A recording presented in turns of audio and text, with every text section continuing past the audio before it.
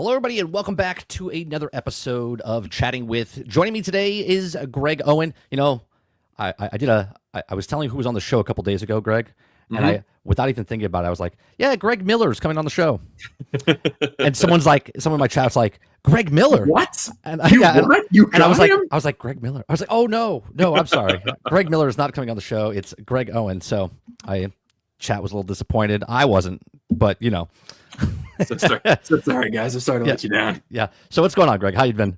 I'm doing really good. I'm very, very good. I'm a little busy. I've got some large, long form videos that I'm very stressed because I made guarantees to the audience and to advertisers that I would get them out, and they're not 100% done. So I'm working on that. But I feel your pain. One time I was on a cruise and I saw these people with, it was obviously some kind of group, and I just finally asked them, like, what is this group? And like, oh, it's like a libertarian, group cruise, whatever. And I was like, right. That is so cool, because I'm a libertarian, like I'm a card carrying libertarian. I'm like, wow, that's really neat. Like, what's the group about? Oh, there, and they said we're all together here, and we have now I can't think of the actor's name. I started the story and I don't have his name. Anyway, looks like.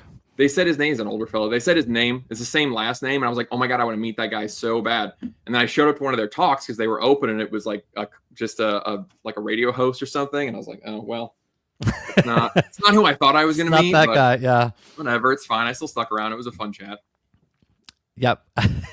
I met Robert Wagner one day.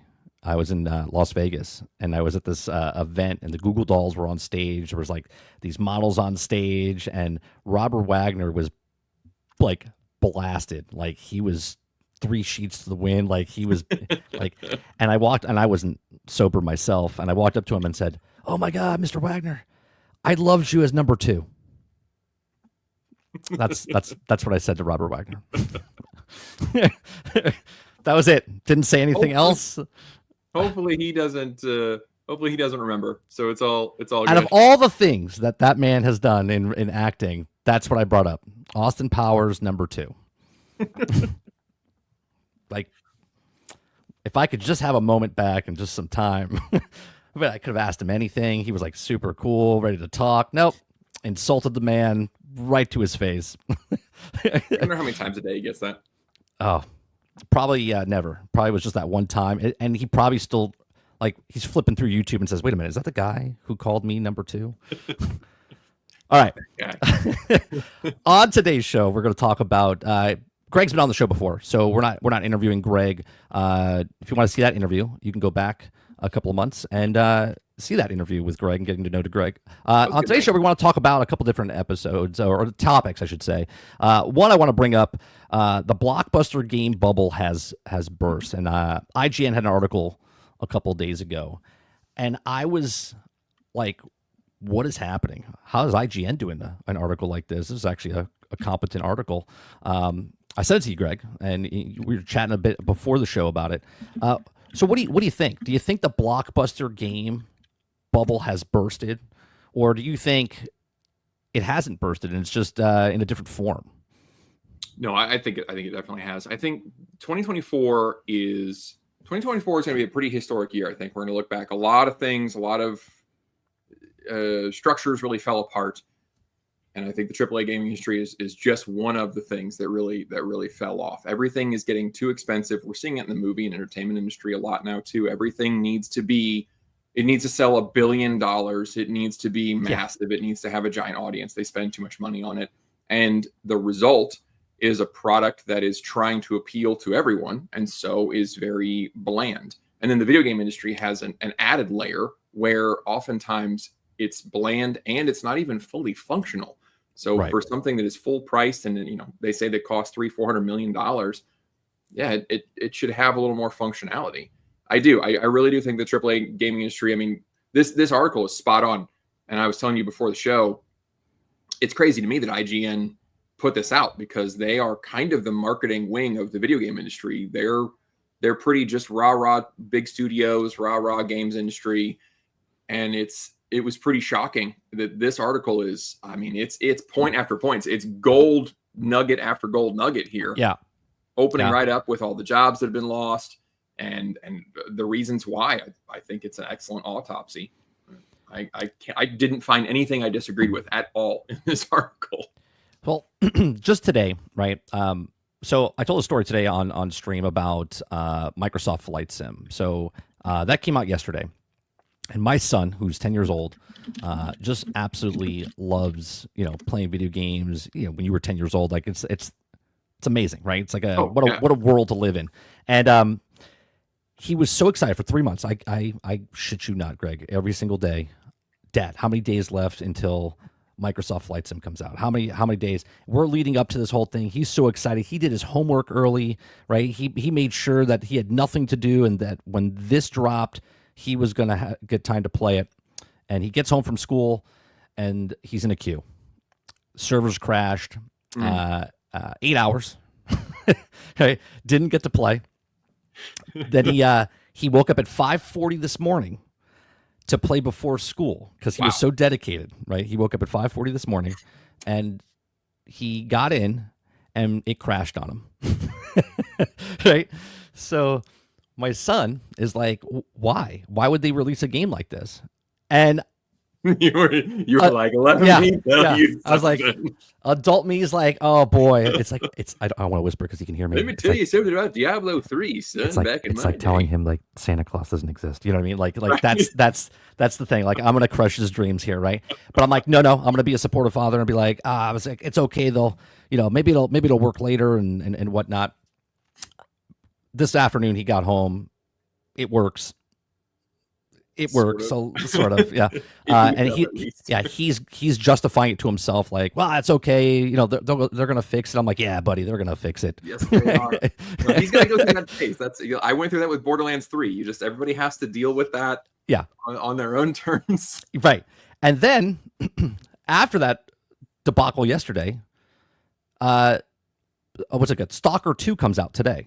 Okay, yeah. And we watch a video of SkillUp's review of this, okay, and this is all merging in with this bubble is bursting type of thing, right? Yeah. So Stalker 2, he gives a review, and in the review he says, I do not recommend this game, right? I do not recommend this game. And then for 27 minutes of 31-minute long video, I don't think he had one thing positive to say.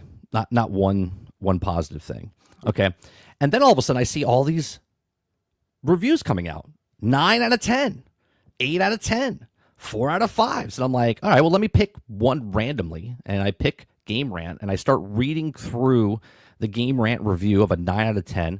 And the guy starts off right off the beginning. First paragraph says, my first 15 hours has been a buggy, broken mess.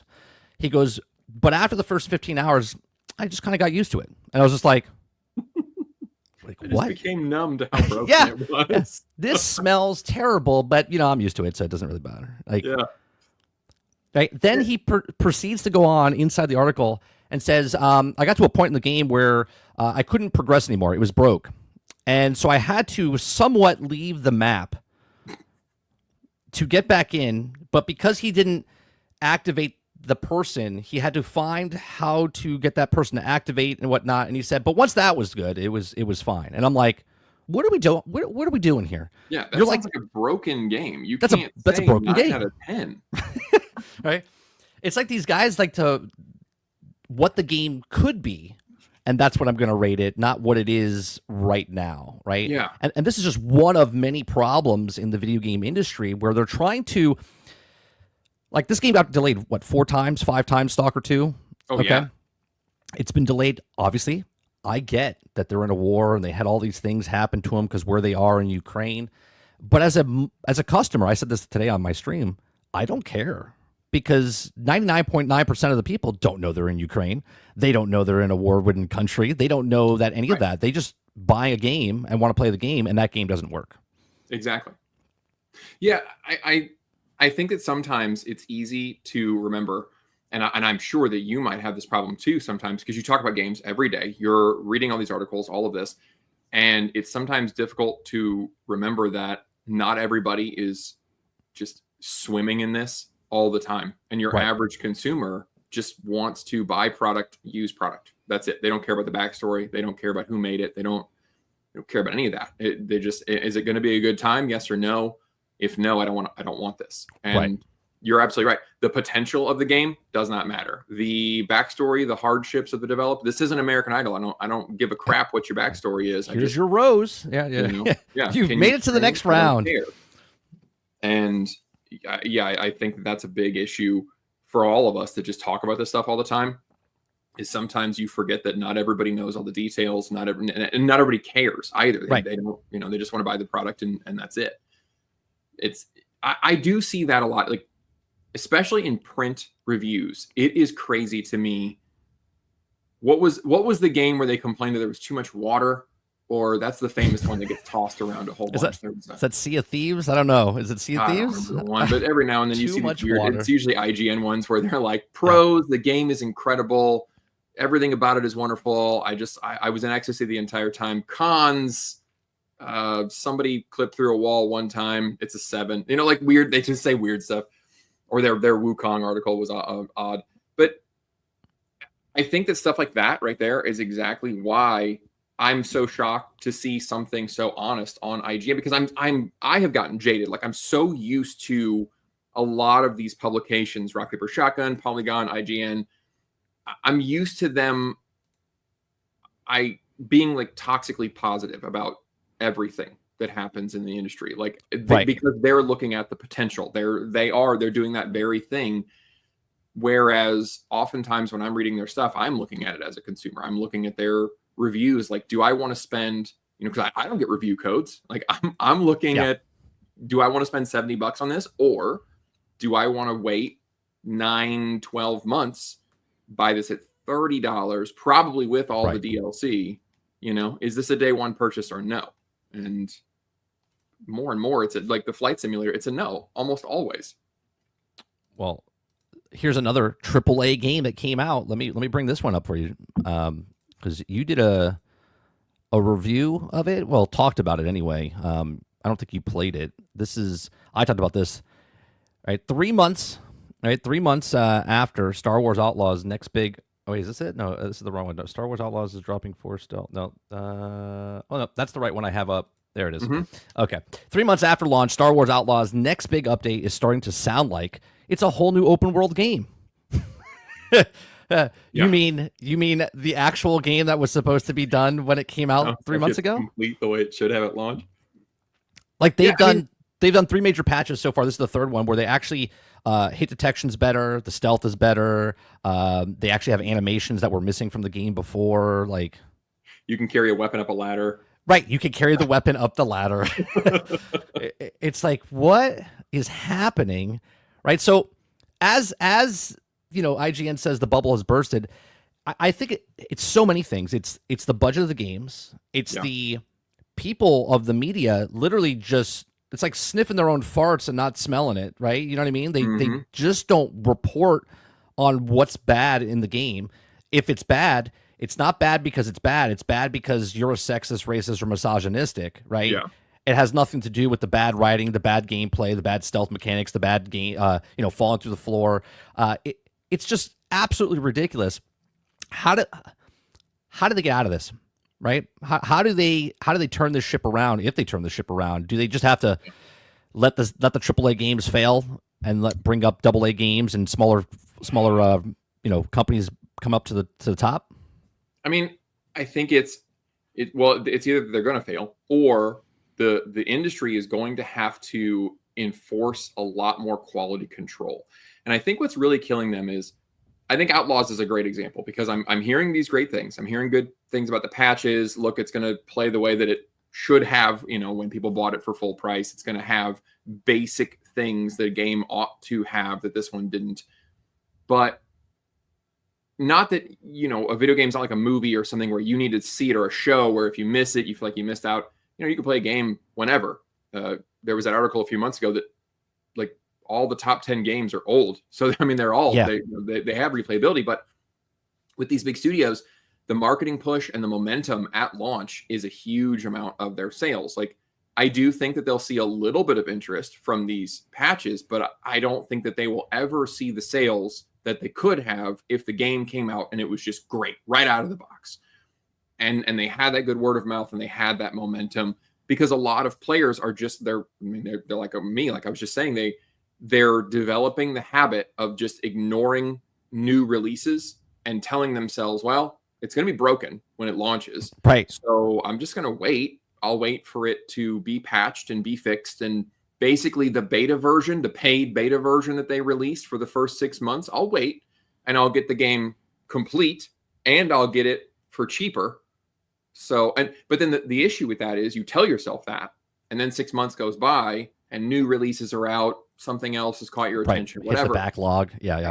And maybe you just never come back to it. And they don't even get the sale at a sale price. They just never get you as a customer. And that is the real danger to the AAA industry, is that they're losing full price customers, and they might be losing customers entirely, because it happens to me all the time where I see a game, I'm like, oh, I'm going to check that one out later. And I don't. Right. Yeah. You know. Real quick, Magic Dolphin, you posted something in Discord about, what was it, Suicide Squad Kill the Justice League, where it was a 95% discount right now on Epic, right? We're 10 months in. 10 months in where that game came out, 95%. I think it's digital only, but obviously it's on Epic, right? So, but can you imagine, like, in this day and age, 10 months after a game comes out, and it's 95%, it's $5.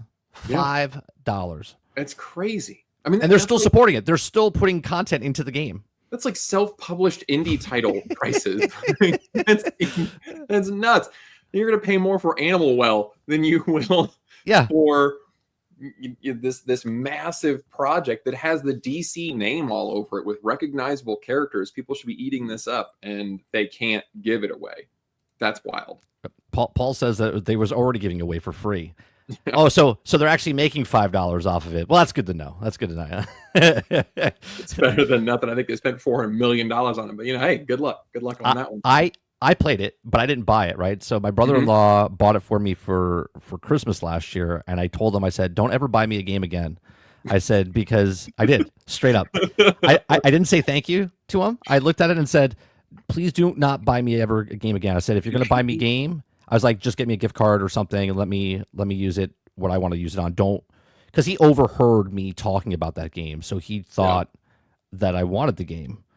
So he bought it for me, and I felt terrible for him buying it for me. You spent money on this. Yeah, I was like, you actually spent money on that, and he got me the deluxe edition. Oh man.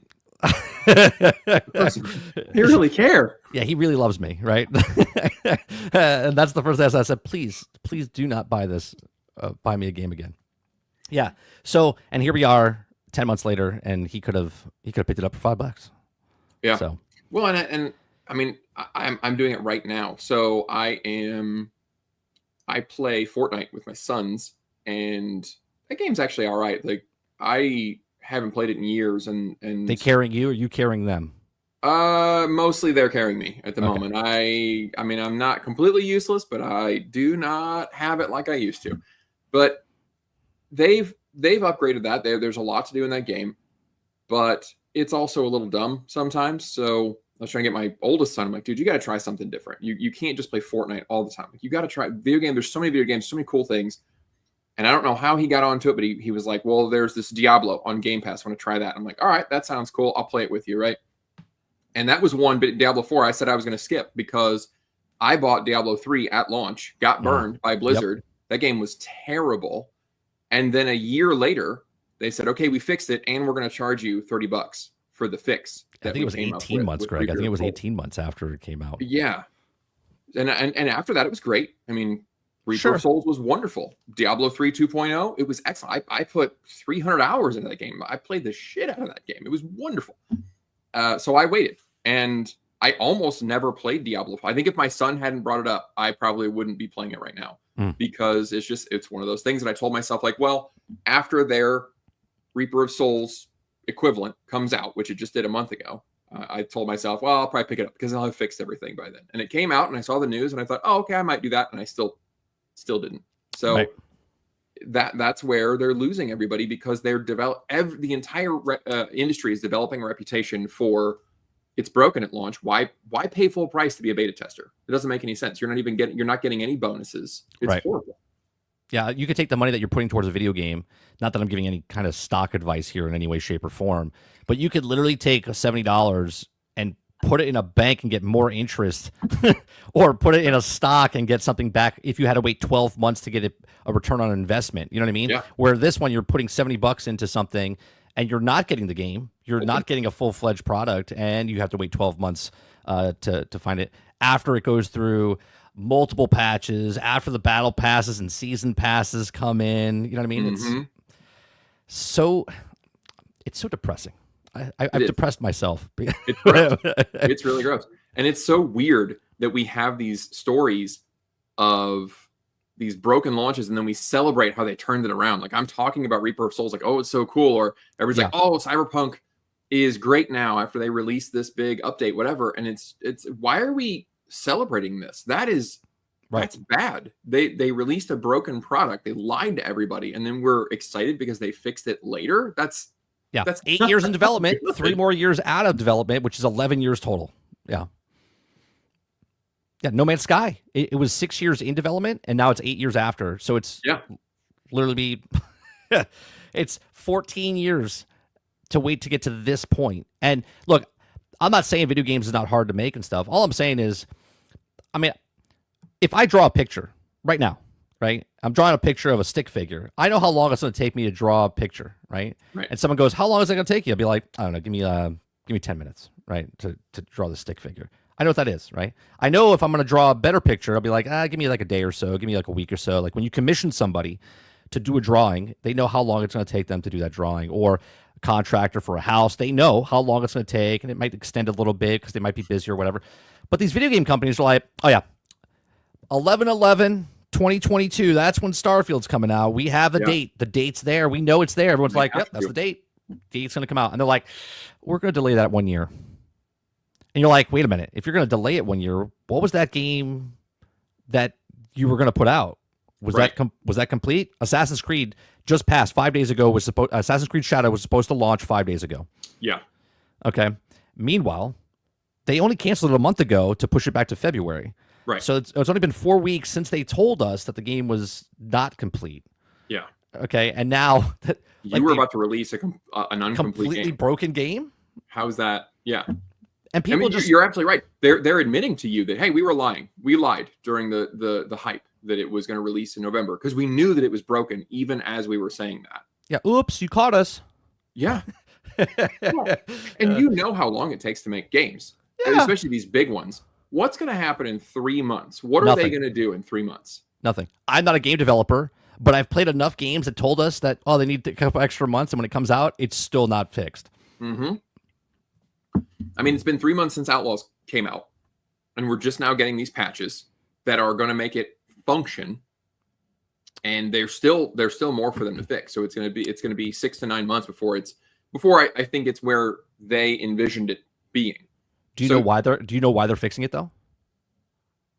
I'm assuming that they just put too much. Well, I'm assuming they just put too much into it, and at this point, they're actually making the decision, which I think is the correct decision, to put a little bit more money into it to try to salvage it rather than just cancel it, which so many people are doing. And I also think that they're worried that if they don't do something for good PR, Shadows will be doomed.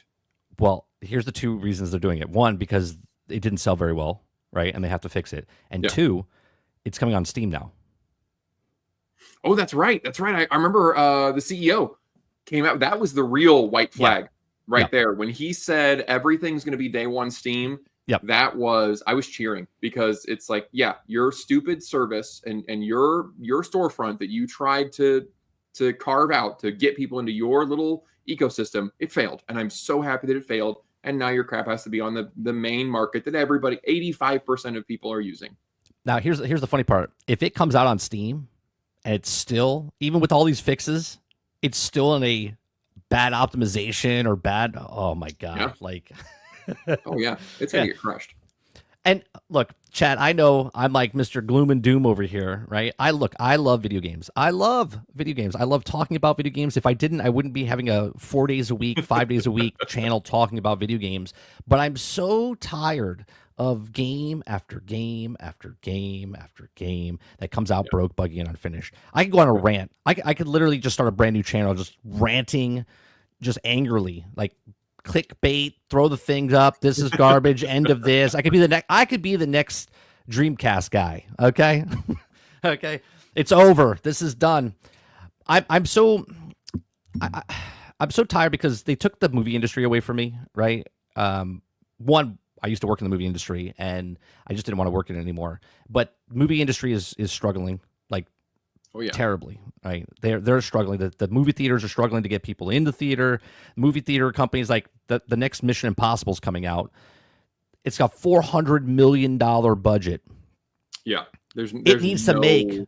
it needs to make 900 million minimum Yeah. to maybe make a profit. There's no chance. And none of the movies have ever broke over 700 or 800 million. Yeah. Because they're skyrocketing in budget. Same thing what's happening with video games now. 315 million, $400 million. I read an article, I forget which one it was. It said that the game costs 400 million, and then with marketing it costs another additional 450 million, and it needs to make like 1.5 billion to and I don't know if it was a Call of Duty or whatnot. They didn't actually say. And I was just like, that's insane. Yeah, that's great. Well, this IGN article actually did the math on that Minecraft is like the best-selling game of all time, and it's made $3 billion. Yeah. In 13 years or 12 years. Yeah, 12 years. Yeah, it was right in that IGN article. So, yeah, these folks that need $1 billion. Oh, that's it. That's it. 660 million. Minecraft. Yeah. 660 million with $550 million marketing costs on top of that is 1.2 billion. Yeah. Okay. There's not enough Call of Duty players that are ever going to get that back. And then, there are a lot of the, I don't know who publishes Call of Duty or who develops Call of Duty. Do they have a subscription? Is that are they trying, or is it like a live action deal that they need to get extra revenue? You talk about Treyarch? Treyarch, I think, did the last one. Or are you talking about Activision? Call of Duty is an Activision game, right? That's the parent company. Yeah, Activision is the developers of it. I think this one particular one was Treyarch, the Black Ops. Is that right, Chad? They'll know more than I do. What other monetization do they have? Because that's the really crappy thing, is that the sales, they can't get the sales, and so that's why we're seeing the rise of this disgusting practice of everything has a skin, everything has a season, everything. Ugh. Your company says correct. Yeah. I believe they have Warzone, which is free, and that's going to do season passes and skins and whatnot.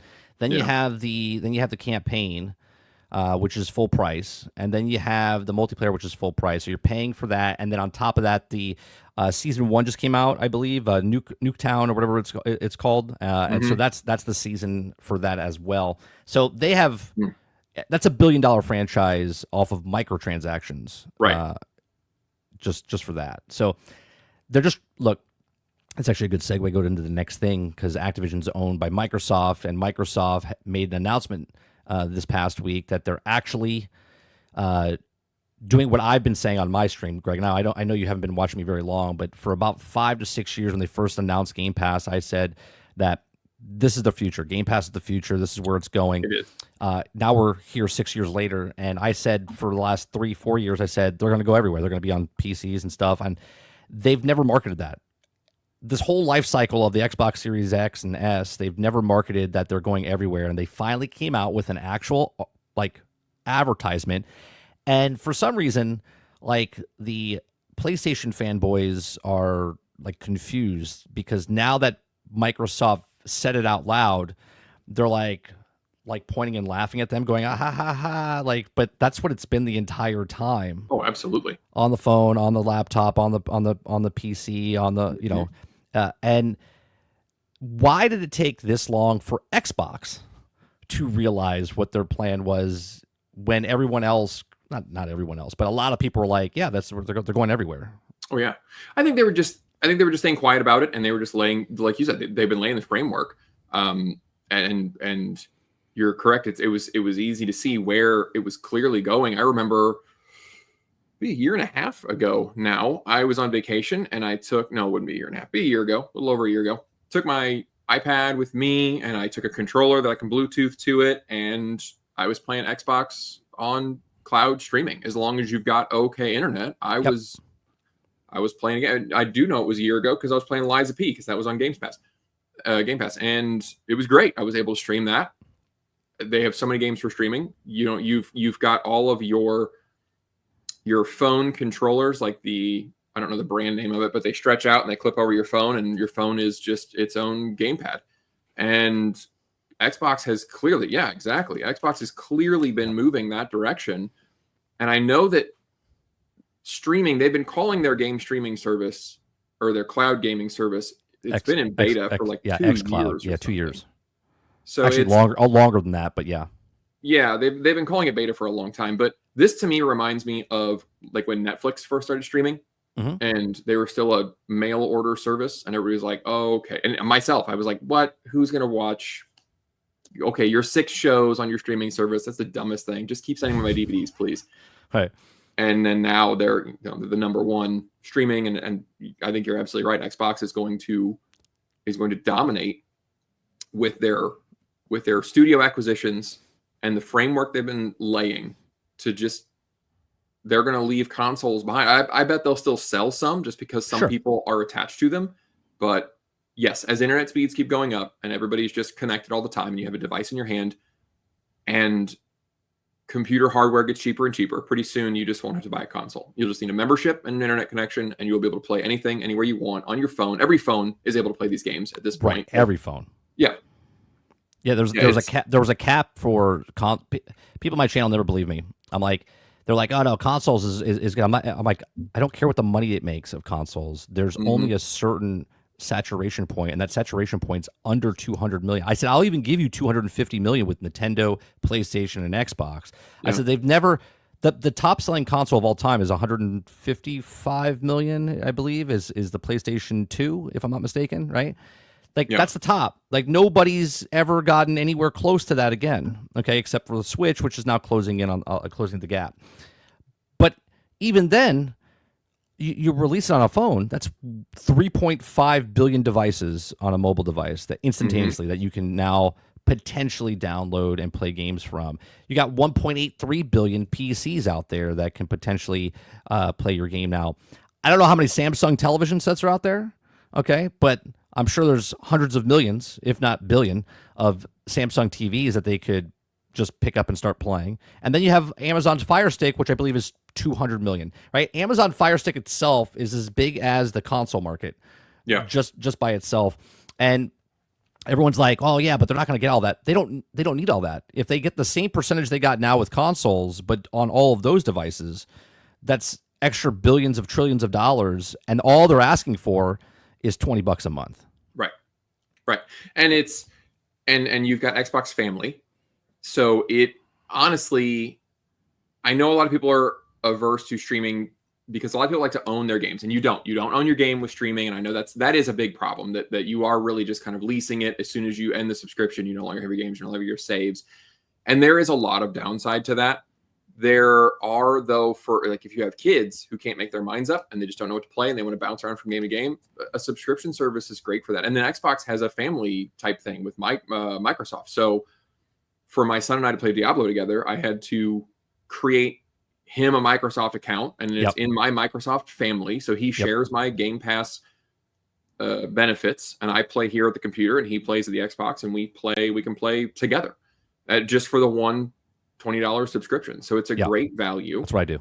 And you're absolutely right that there's this console cap, and I think that they needed the hardware and everything to catch up. I think Stadia tried to go too early. Stadia tried this and internet speeds just weren't there.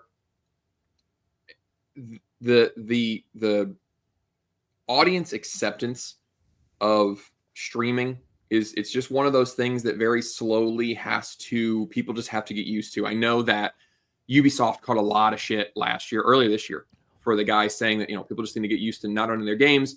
And he was saying that in the context of, this is how our subscription service will take off if people are used to not owning their games. And it was a stupid thing to say, and it was a dumb way to say it, but that guy was correct that just as time goes on, people will get, just like right now, a lot of people I haven't owned a DVD in years. Yeah. And I'm comfortable with that now. It's just something that I have become used to. Yeah, it's like the reviewer. It's broke the first 15 hours, but after that, I'm okay with it. Yeah. It really is. Yeah, that's exactly what it is.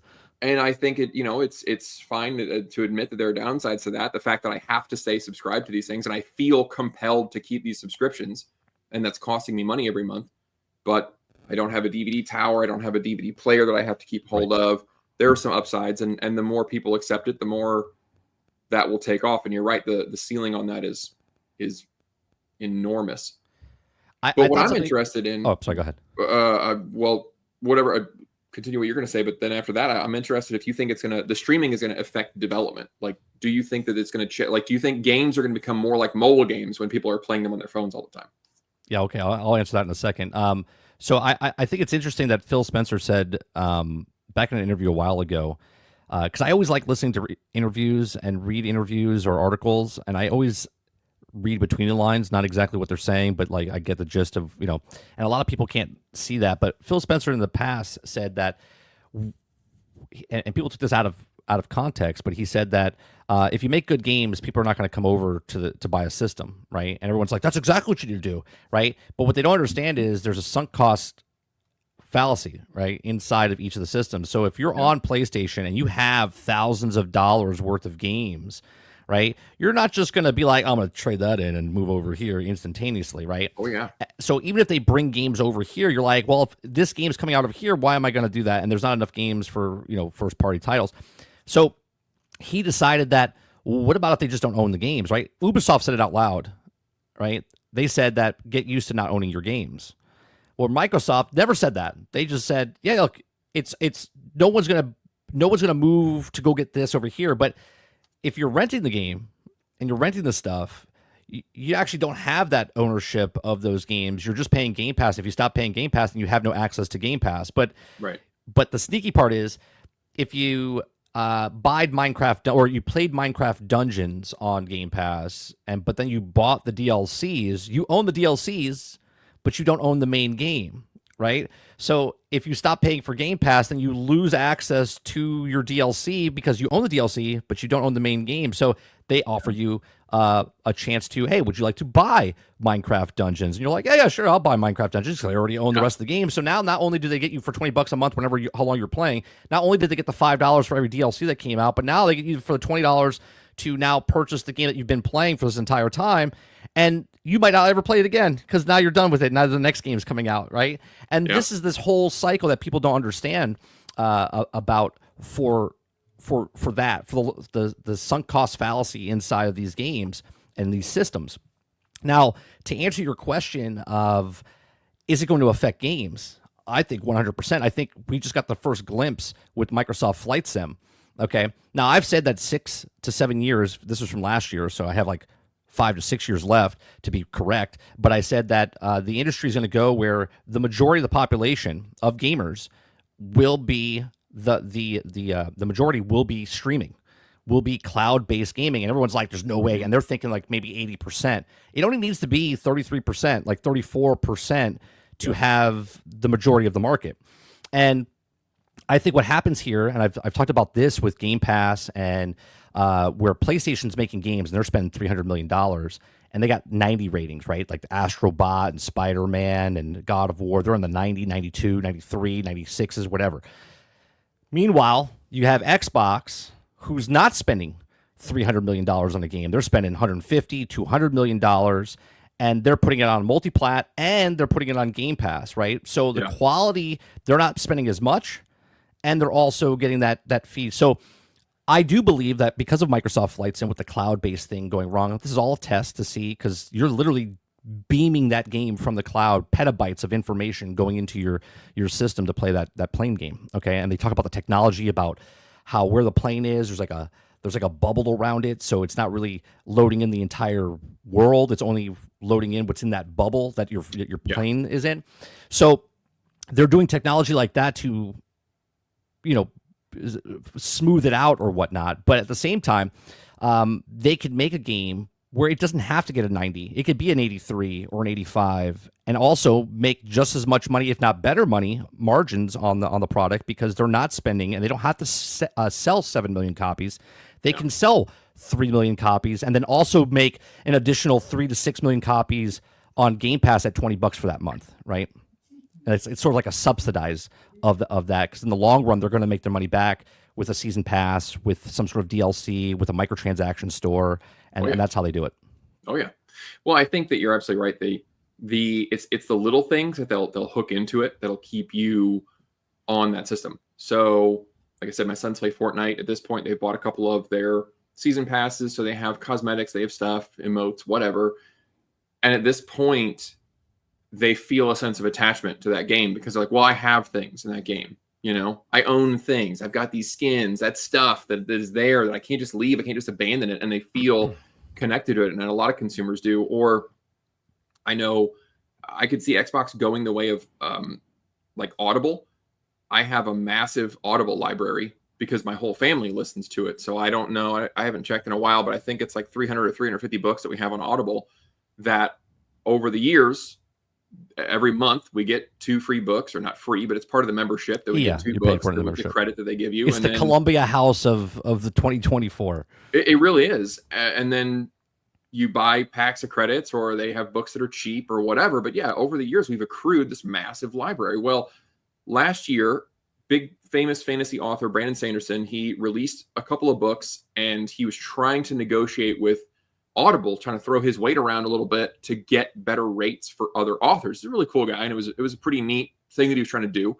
And so he released these books, and it was a Kickstarter. And he said, "Look, guys, I'm having this disagreement with Audible. They really want to keep this lock on the industry, and they're not very transparent about their pricing structure. And I'm trying to force them to ease that up and be more transparent."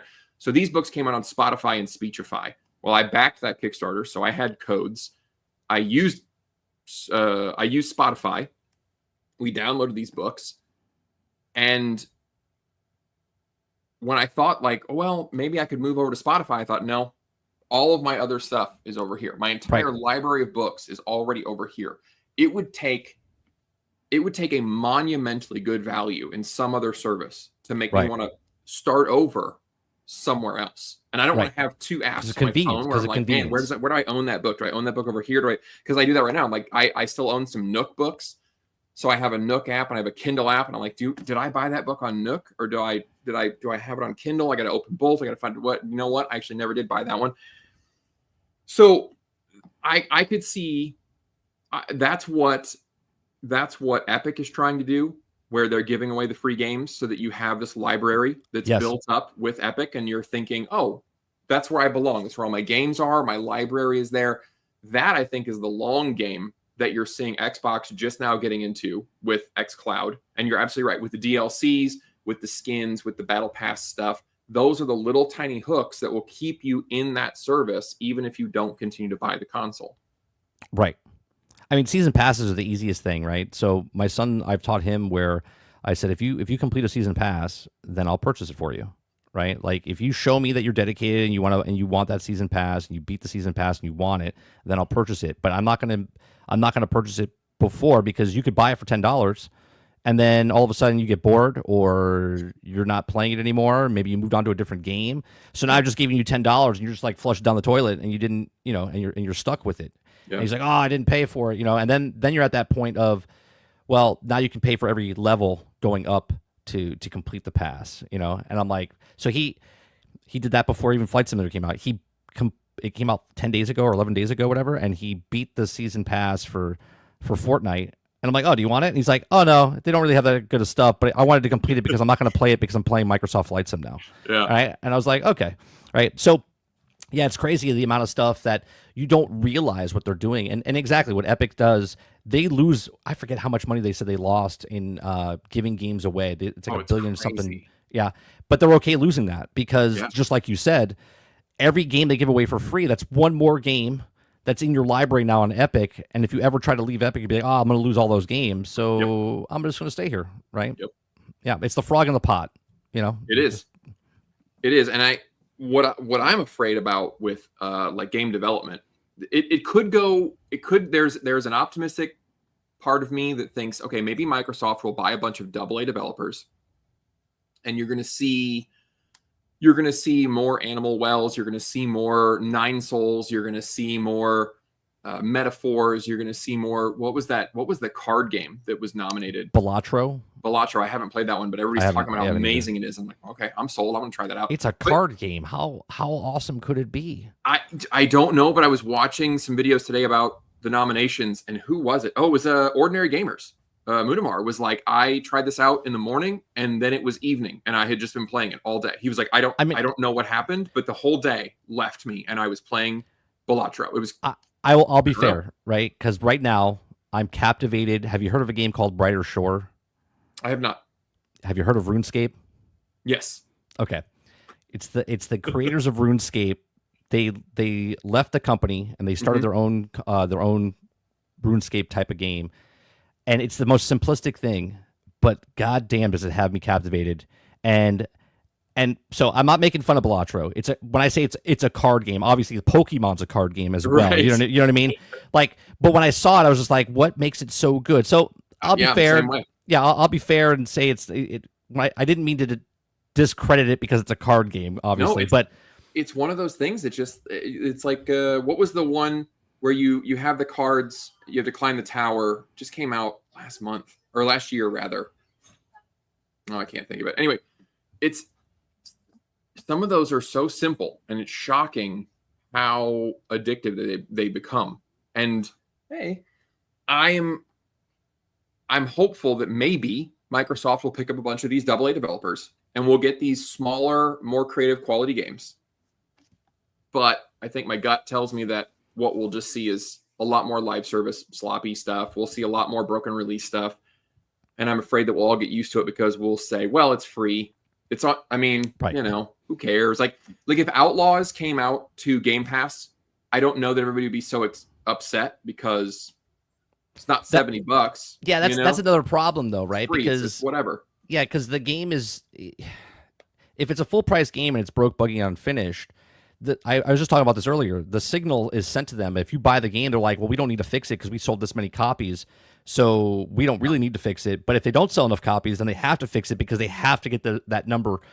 But if it's a game on Game Pass, it's not about if it's broke, buggy. It's about, well, people played it this month. It's the brand new game out this month, and people are playing it, so that means they like it.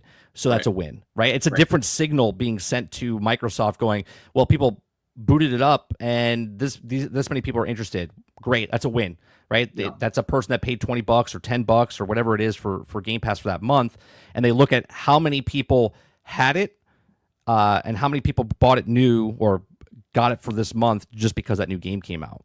Yep. So it's still the same thing though. If you buy a game that's broken, buggy, unfinished, or if you play a game that's broke, buggy, unfinished on Game Pass, it's still saying the same exact thing to them.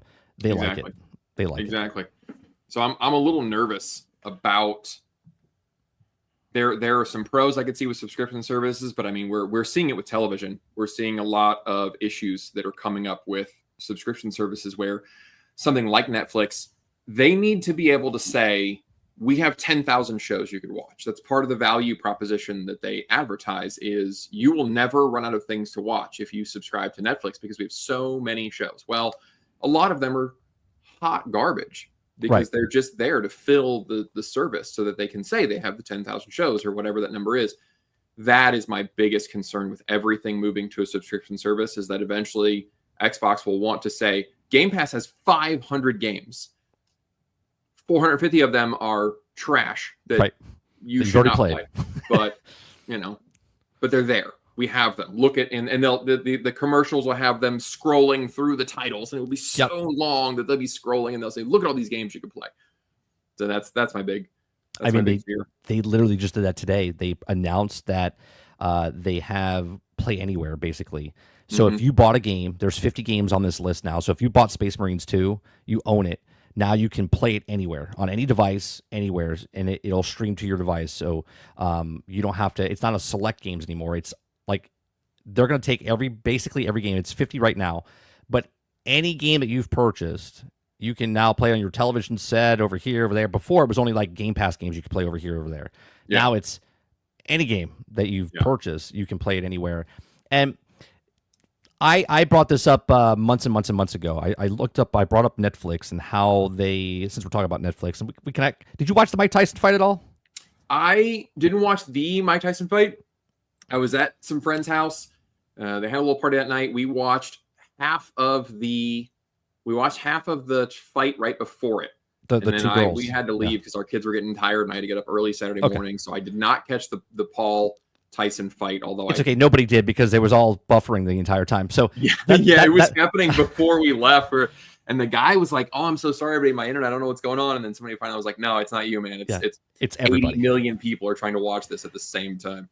Yeah. So basically, Netflix, the first 7 years of Netflix when they went digital, grew little by little by little, and they had about 37 million subscribers at that time during the 7-year spot, which is what Game Pass is roughly at. We know they're at like 32. We don't know the last numbers, so it could be around 35, 37.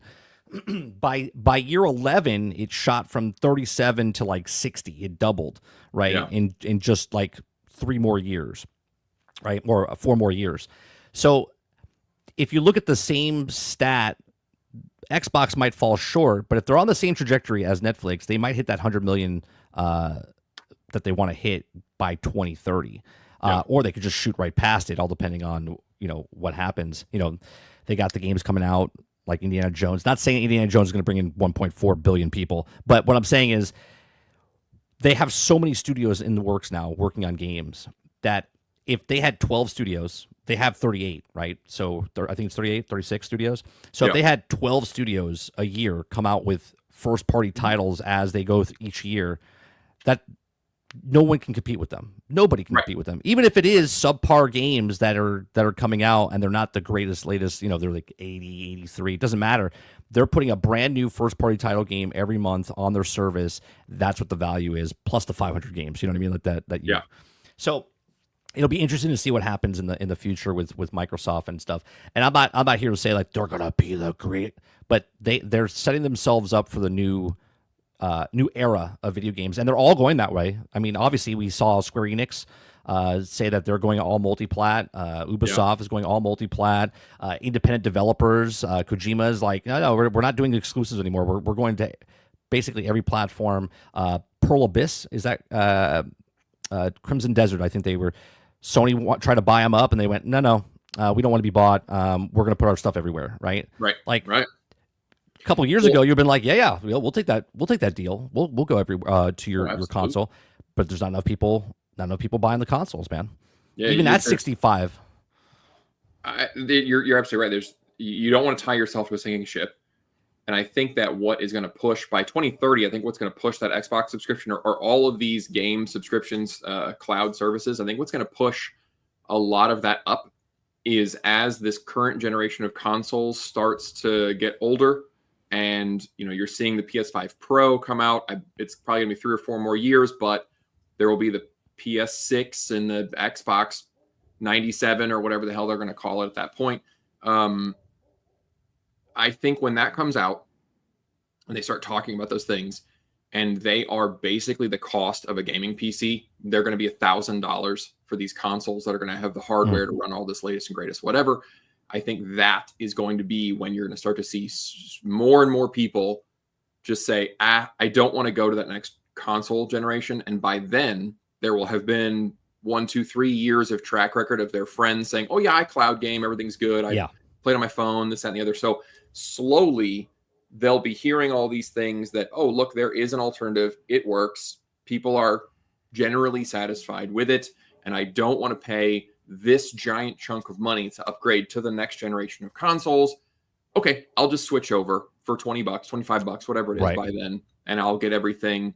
I can play it on my TV, I can play it on my phone, whatever it is. I think that will be the big landslide for whoever is positioned and Xbox is positioned to be the one waiting and say, we're here.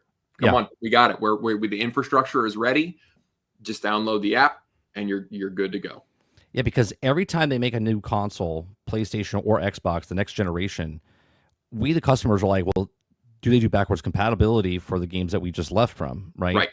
Where Xbox could, I'm not saying this is what they're doing, but because they're not making, they could be making, obviously they said they're going to not leave consoles, but because they're doing the format that they're doing where you can play it anywhere, you can play it on the box, the TV, the stick, whatever, you don't lose any of your games because those games are automatically coming with you, supposedly, as they continue. Where PlayStation's like, all right, yeah, we have to make it PlayStation 6, and it's going to be compatible with PlayStation 5, which is also compatible with PlayStation 4, so you're not losing. Or they say, well, we can't support PlayStation 4 anymore. We got to let it go. Yeah. You know what I mean? and that could be a possibility as well. So we'll see what happens in a couple of years with the consoles. But yeah, I do believe that the industry is shifting, and everyone sees it. And when I say everyone sees it, I'm not talking about customers. I'm talking about developers and production studios and stuff like that. They all see it happening, and this is why they're making the change now. Even Sony's making the change as far as day and date for live service games as of right now, because they're just not seeing the sales that they want to see off of just that one system that they have. In other news, PlayStation Portal is in beta form right now, where you can actually start playing your games now. Like basically what you could have done with your phone for the last 4 years. Now the PlayStation Portal does it. It's in beta. You have to sign up for it. You have to have I think a PlayStation Plus membership, or PlayStation Plus membership. You have to something else. You have to sign up, and then you get invited into the beta program for it. So here's another thing, right? Something that came out, they sold you for $200 and promised you that it was going to do stuff. Here it is a year later, that it's finally potentially going to be doing the thing it told you it was supposed to do at launch. Netflix, we're streaming stuff. Number one streaming platform on planet Earth. They had their live event. They did a Joe Rogan comedy special a couple months ago that was live. Now they're doing this fight that was live. 60 million people watch it, but yet 5 million people got to see it clear, and 60 or 55 million people got to see it pixelated. Yeah. It's like, and they just signed a deal with the NFL, and they signed a deal with WWE to all have live events starting next year. This looks like an absolute clusterfuck for them. If they don't get the hardware up, they're going to have a lot of disappointed people. But I feel like Netflix is a smart company. They have been ahead of the curve, and it's a bump for sure that they're hitting this and they're realizing, oh crap, we overcommitted and we didn't realize 100 million people would want to watch this fight. Why they didn't realize that, I don't know. But I think that their move into live stuff is smart. I think I haven't been using it, but I do know that I could be playing mobile games on Netflix right now if I wanted to. They've been offering games. Right. They have like 80 games or something like that on Netflix. Yeah, and it's not just crappy. No. It's not just crappy like mobile Candy Crush, garbage. It is what was the actually I said I was going to play this and I keep forgetting. Is it what was Oxenfree? The game that Jonathan Blow made before The Witness? Oh, I don't know. I played Oxenfree. They bought the studio that made Oxenfree, and they made Oxenfree 2. Oh yeah. And they put that on. That was a good game. I thought Oxenfree 1 was better than Oxenfree 2, but still good. Braid's the one you made. That's on okay. Netflix. It's been on mobile for years, so now it's on Netflix now. Yeah. So it's if you have a Netflix account, I've been meaning to play it, and it's another one of those things I told myself I was going to do, and I just still haven't. I was excited about it because I never did play Braid. I liked The Witness, and his next game that's coming out, I don't know what it is, but I'm going to buy it immediately because I just think his games or The Witness was fantastic. But yeah, they're not just offering Clash of Clans. They're real games that are on Netflix, and they're moving into more live everything. They're expanding, which you have to do. Everything is moving that direction. Everything is going to be online all the time, even more so than it is now, which is right. Kind of frightening. This is the worst it's going to be right now. Yeah, this is crazy. Real quick, Kylo says, so you guys against Sony trying to buy, and I can't, is it Kadokawa? Is that how you say that? Kakawa, owning about 90% of the anime market is an actual monopoly. Yeah, no, I talked about this yesterday, but I didn't bring up about the monopoly and whatnot. We were just talking about if they bought FromSoft, if they would make Elden Ring like the next Elden Ring, would they make it exclusive for Sony, or would they go everywhere? And I said they would go everywhere because they have to if they want to sell the amount of copies that Elden Ring did. As far as the anime, I didn't even think about that yesterday when I was talking about it, right? Because I only talked about it as if they bought FromSoft, and I didn't even talk about because the anime is in there. I don't think 100% they should be allowed to buy it because it is a monopoly. If they don't get involved to stop them from buying all the stuff, then there's massive problems there. But I also said yesterday, I don't know how the laws work over in Japan, right? I don't know if they have the same laws as us as far as business goes, if they're allowed to do it where the FTC steps in, or is their regional. I don't know what there is, what they have over there. I'm not sure. So it's above my pay grade. Do you know anything about this, Greg, as far as how they No, I don't. I don't know anything about Katakawa or really much about anime. I knew that Sony was talking about buying. This is the company that FromSoft. owns, FromSoft. This is the company that owns FromSoft. No, So I didn't even know this is the that. I parent thought company. FromSoft was an independent thing. I didn't realize they were owned by somebody. So that's Yeah, how little this is the I know parent about company it. for them. See, I had heard when all the headlines just say they want to buy the makers of Elden Ring. So I Right, thought, and that's what they're we just were buying talking about. FromSoft. Yeah. But I didn't realize there was a parent company that they were looking to buy. Yeah, so I don't have an answer for you, Kylo, as far as because when I do the news, we read the article, and the article was about FromSoft, and that's what we focused on yesterday about it. So as far as if they buy the anime stuff and it is going to be a monopoly, then they shouldn't be able to buy it.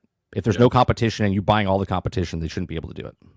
Yeah, I would agree with that. I don't know a lot of details, but just on principle, I'm with you on that one.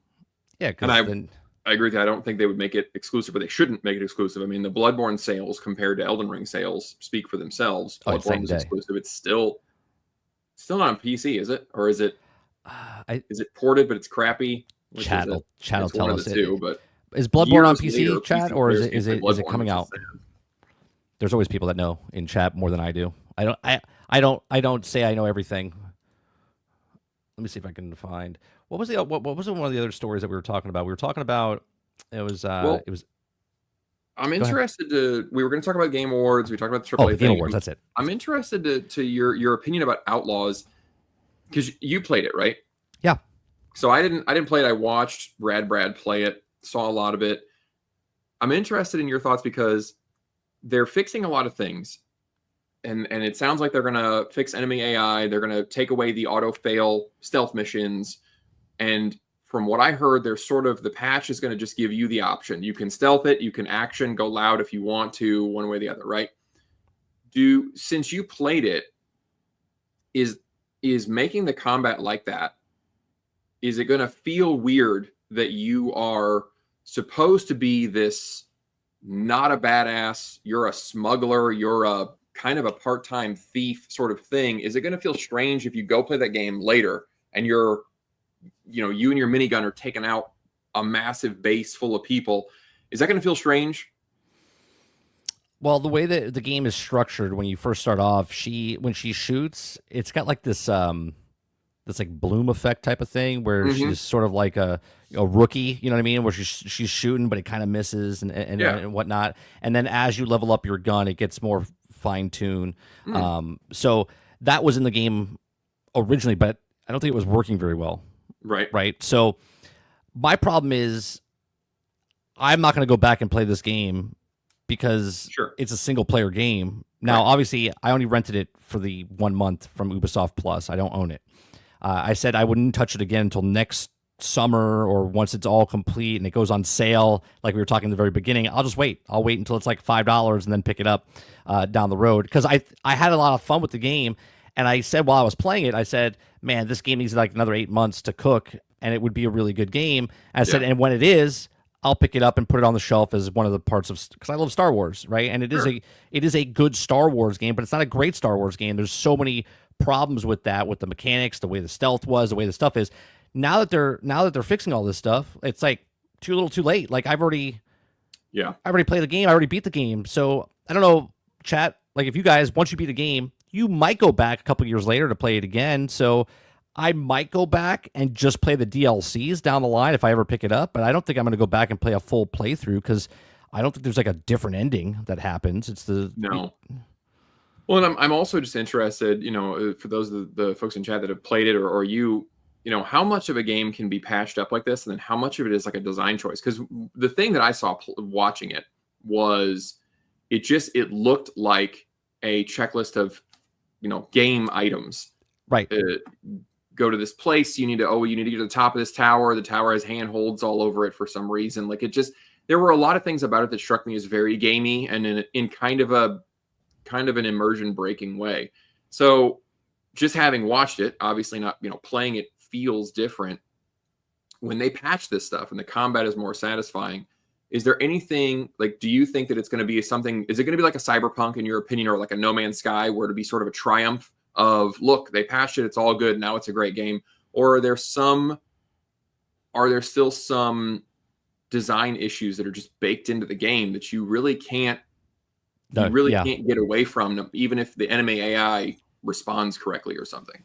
No, I think you nailed it there. I think it's baked in. So no matter what they do to fix it, they can kind of make it feel like it's better, but Hmm. it's not going to be better. It's still it's surface level fixes. It's not foundation fixes. You know what I mean? The foundation's already baked in. Like for instance, like they're adding something where the animations are better when she gets hit or when you punch Yeah. somebody. You know what I mean? That's a surface level issue. That's not a foundation level issue. So the climbing of the weapon and stuff like that. Like, why wasn't that in the game? Like, these are all just surface level type Yeah. of fixes that they're putting in the game. I think the game is baked. You know what I mean? Like when a game comes out and it was like a looter, and then they change it from a looter to a non-looter, you can still see the foundations of that looter in that game. Yeah. That's what it is. So I don't think I did this analogy. Like if I put lipstick on a pig, it's still a pig. You know what I Yeah. mean? Like Oh, yeah. I can point at it and go, oh look, that's a duck, or that's a. But it's still what it is. This goes back to the beginning of the conversation in the very start of the show. Like if it doesn't come out as is and working, I just too little, too late. First impressions are everything. So obviously, like I said, if they fix everything, I'll be happy to pay $5 for it and put it on my shelf and be like, it's a good Star Wars game. Not a great one. Maybe I'll check it out someday, but Yeah. I'm never definitely going to go back in and do a full playthrough again. One of those pick up if it's cheap things. Like when I heard about the changes and I thought, oh, cool, that sounds great. They're gonna, the climbing with the weapon thing. You're right. Like that to me, that feels like a design choice. Like it doesn't feel like that was broken. That feels like they intended for you to not be able to carry these things around because they wanted that. Like you're a smuggler, you don't know how to use a sniper rifle. Like it feels as though that was because when you go to climb the ladder, like there's an animation, right? Like she throws the gun and you start climbing the ladder. So it feels like that was on purpose. And when I heard about the changes that they're saying, okay, there's no auto fail stealth. You can go in loud, you can do stealth, all that. We're going to change it up. To me, it sounded very much like Ghost of Tsushima, which you can approach every camp. You can stealth it out 100%. You can thin out every enemy except for like the main boss. When you walk up, he'll challenge you and then he'll be like, come on, everybody. And there's nobody left because you killed everybody silently and hit him in the grass. That's fine. Or you can just barge right in and take everybody on if you want to. But my immediate thought was that game was built with that in mind. They built all of they built the places that you would go and you would liberate or whatever. They built those with stealth areas that you could sneak behind. They built it to be charged in face forward. And I'm just wondering if Outlaws if it's gonna, just because they say you can do it either way, is it designed to do either way, or is it still designed as a kind of stealth cover shooter game?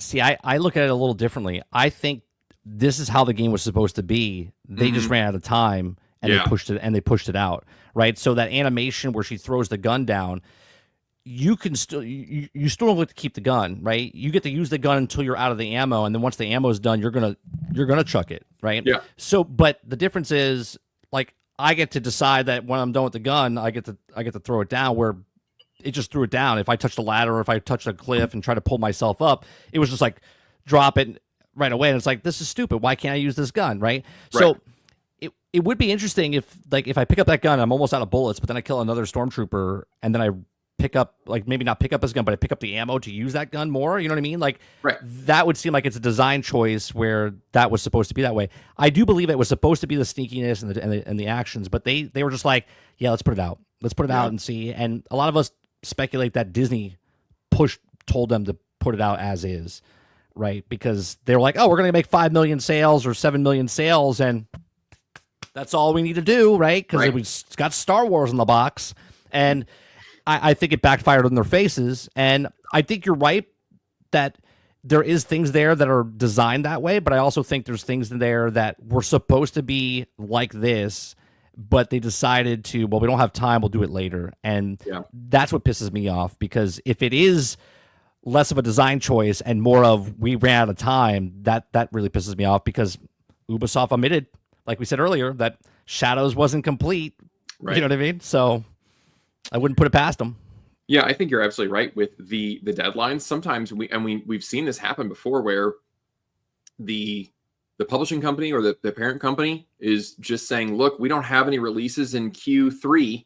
Your game has to come out before the end of Q3 because we need sales on the books for this quarter, and it's going to come out during this quarter. It just is. And then the game comes out and it's garbage and it's not finished and it needs 6 months more. But somebody in charge, like you said, maybe Disney just said, nope, the license, we're gonna pull the ripcord on this license and you have to release it because we need it for some reason. I think we do know that for a fact because Disney did say that they want one large title and one smaller title to come out every single year, every 6 months, right? The smaller title was the Star Wars Bounty Hunter game, which is that mobile game that came out on the Switch and mobile, I believe. And then the big one was Outlaws. So there's that deadline. They're like, well, we need one big game, we need one small game. We can't delay it because if we delay it, it's going to go into the next time when we have our next small game that's coming out or whatever, and then we have to push that back. Dolphin says only having a pistol as a gun you keep you during a huge 30-hour game was stupid. Yeah, it sure was, right? And then I love the fact that you could go around like upgrading your gun and building the gun, and that was cool. But it was dumb that okay, this gun now has like stun ability and blast ability, and it's like, why couldn't I just find a different weapon to use to like blast the rocks? Why did I have to have what do you call it? What's that little tool that has like a Swiss Army, like a Swiss Army? Why do I have to have a Swiss Army gun? Oh yeah, right. Instead of your sonic screwdriver gun. Yeah, it's like take off the power drill, put the other piece in, use that. Like why is it that now? See, that's a design choice that I don't understand. Yeah. Right. And maybe that design choice was, well, we don't have time to animate all these other guns. Maybe we don't have time for these other systems. So like, what about if we just combine them for one gun? Like, that's a great idea, Ted. Right. So like, maybe that's what they did. I don't know. And the problem is it works. And like, if you justify it, like in Control, they justified that. Like, look, we have this one gun, but it's like a magic gun that you got from this alien, and it should change its shape. It pulses and it does all this stuff. Like they explained it in the narrative of the game, but Star Wars, you don't really have the freedom to say like, oh, it just changes shape when you need it to. Because it's based in a reality of that they've set for 40 years before in books and other movies and other things, right? But see, most people don't get that, Greg. They just think that because it's a video game, they could do whatever they want. Like, no, that's not how that works. There's when you there's a certain amount of that you can write off a little, but it's just sometimes they push it way too far. That I know it's been mocked a lot, like the punching of the guys with the bare hands, like things like that. It just, to me, I think that speaks to a lack of quality control. That their quality control department must be tiny. That they just don't have anyone there that's like, hey, this looks weird to have her punching a dude with an armored helmet with her bare fist, or this looks weird that I can't. You want me to stealth in here, but I can't climb this ladder to the sniper's nest and snipe guys, or the first guy I shoot, everybody's on alert. Like, it's very obvious that they just don't have quality control. And I think somebody in the chat said it earlier. The reason they don't have quality control is because the customer is the quality control these days. Why pay someone $10 an hour when they can pay you $70 to play it? Right. I'm okay with the punching to the people like the officers and stuff that are not wearing the armor, right? Mm-hmm. And this is what I'm talking about as far as like design and like the attention to detail. Like if you go up to an officer, they're not wearing armor. So if you want to do the movie punch, cool, because that's what the movie punch was in Star Wars back in the day, right? When they do those punches. But if they're wearing armor, you got to figure out something else to hit them with. The back of the gun. Oh, but you don't have a gun. You have a pistol. You know what I mean? Right. So it's like, but they could have given her a taser. Like, I just feel like she could have had a little taser, something, just walk up. I think there is a taser. But I played 60 hours and never found it. Huh. But I could have sworn, chat, anybody that played the game, did you ever have the taser? I could have sworn someone said there's a taser where you can jab people, but again, I have 60 hours in the game and maybe I never unlocked it. I don't know. I ran out of time because, I only paid $18 for 30 days. So, yeah, I don't know if they're gonna. I'm like, I don't hate the game. I think it looks terrible, and I didn't want to play it. But I am interested to see, because on the one hand, I think it sucks they released a broken game, but I am a little optimistic that they are fixing it. That actually does feel nice to see a company own up to the fact only because that it failed. We released this piece of crap, it's broken, Yeah. but we are going to put some work into it. We are going to fix it. I'm not going to like pat them on the back for finally getting to the place where it should have been on release, but at least they're not concording it and just going, all right, fuck it, just pull the plug. Don't worry about it. It's a step in the right direction at the very least to see somebody trying to fix stuff instead of just canceling everything and or shutting down studios or something, like shutting down Arcane. That hurts my heart that we're not going to have any more Arcane games. We're not going to have any more Dishonored. We're not going to, it's killing me what they're doing with some of this stuff. Akuta Papa says 30. I got the taser. The main function is elite enemies. So there is a taser in the game. Okay. And then Dustin said, I did find one once. Right? So do you have to upgrade the taser? Like, imagine that. I played for 60 hours, never found the taser, and I did almost everything. Apparently I didn't do that to find the taser. And Krubsy says taser does exist. So there you go. So there is a taser to take down. But again, early on in the game, you're punching people in suits of armor on. Yeah. It just looks weird. It's just, there's only so much in a video game that you can say, oh, well, it's a video game. Certain point, it just looks strange. Yeah, look, I think if you pick like I think Dune's gonna have this problem as well. Dune Awakening, the MMO that's coming out, the survival game. Yep.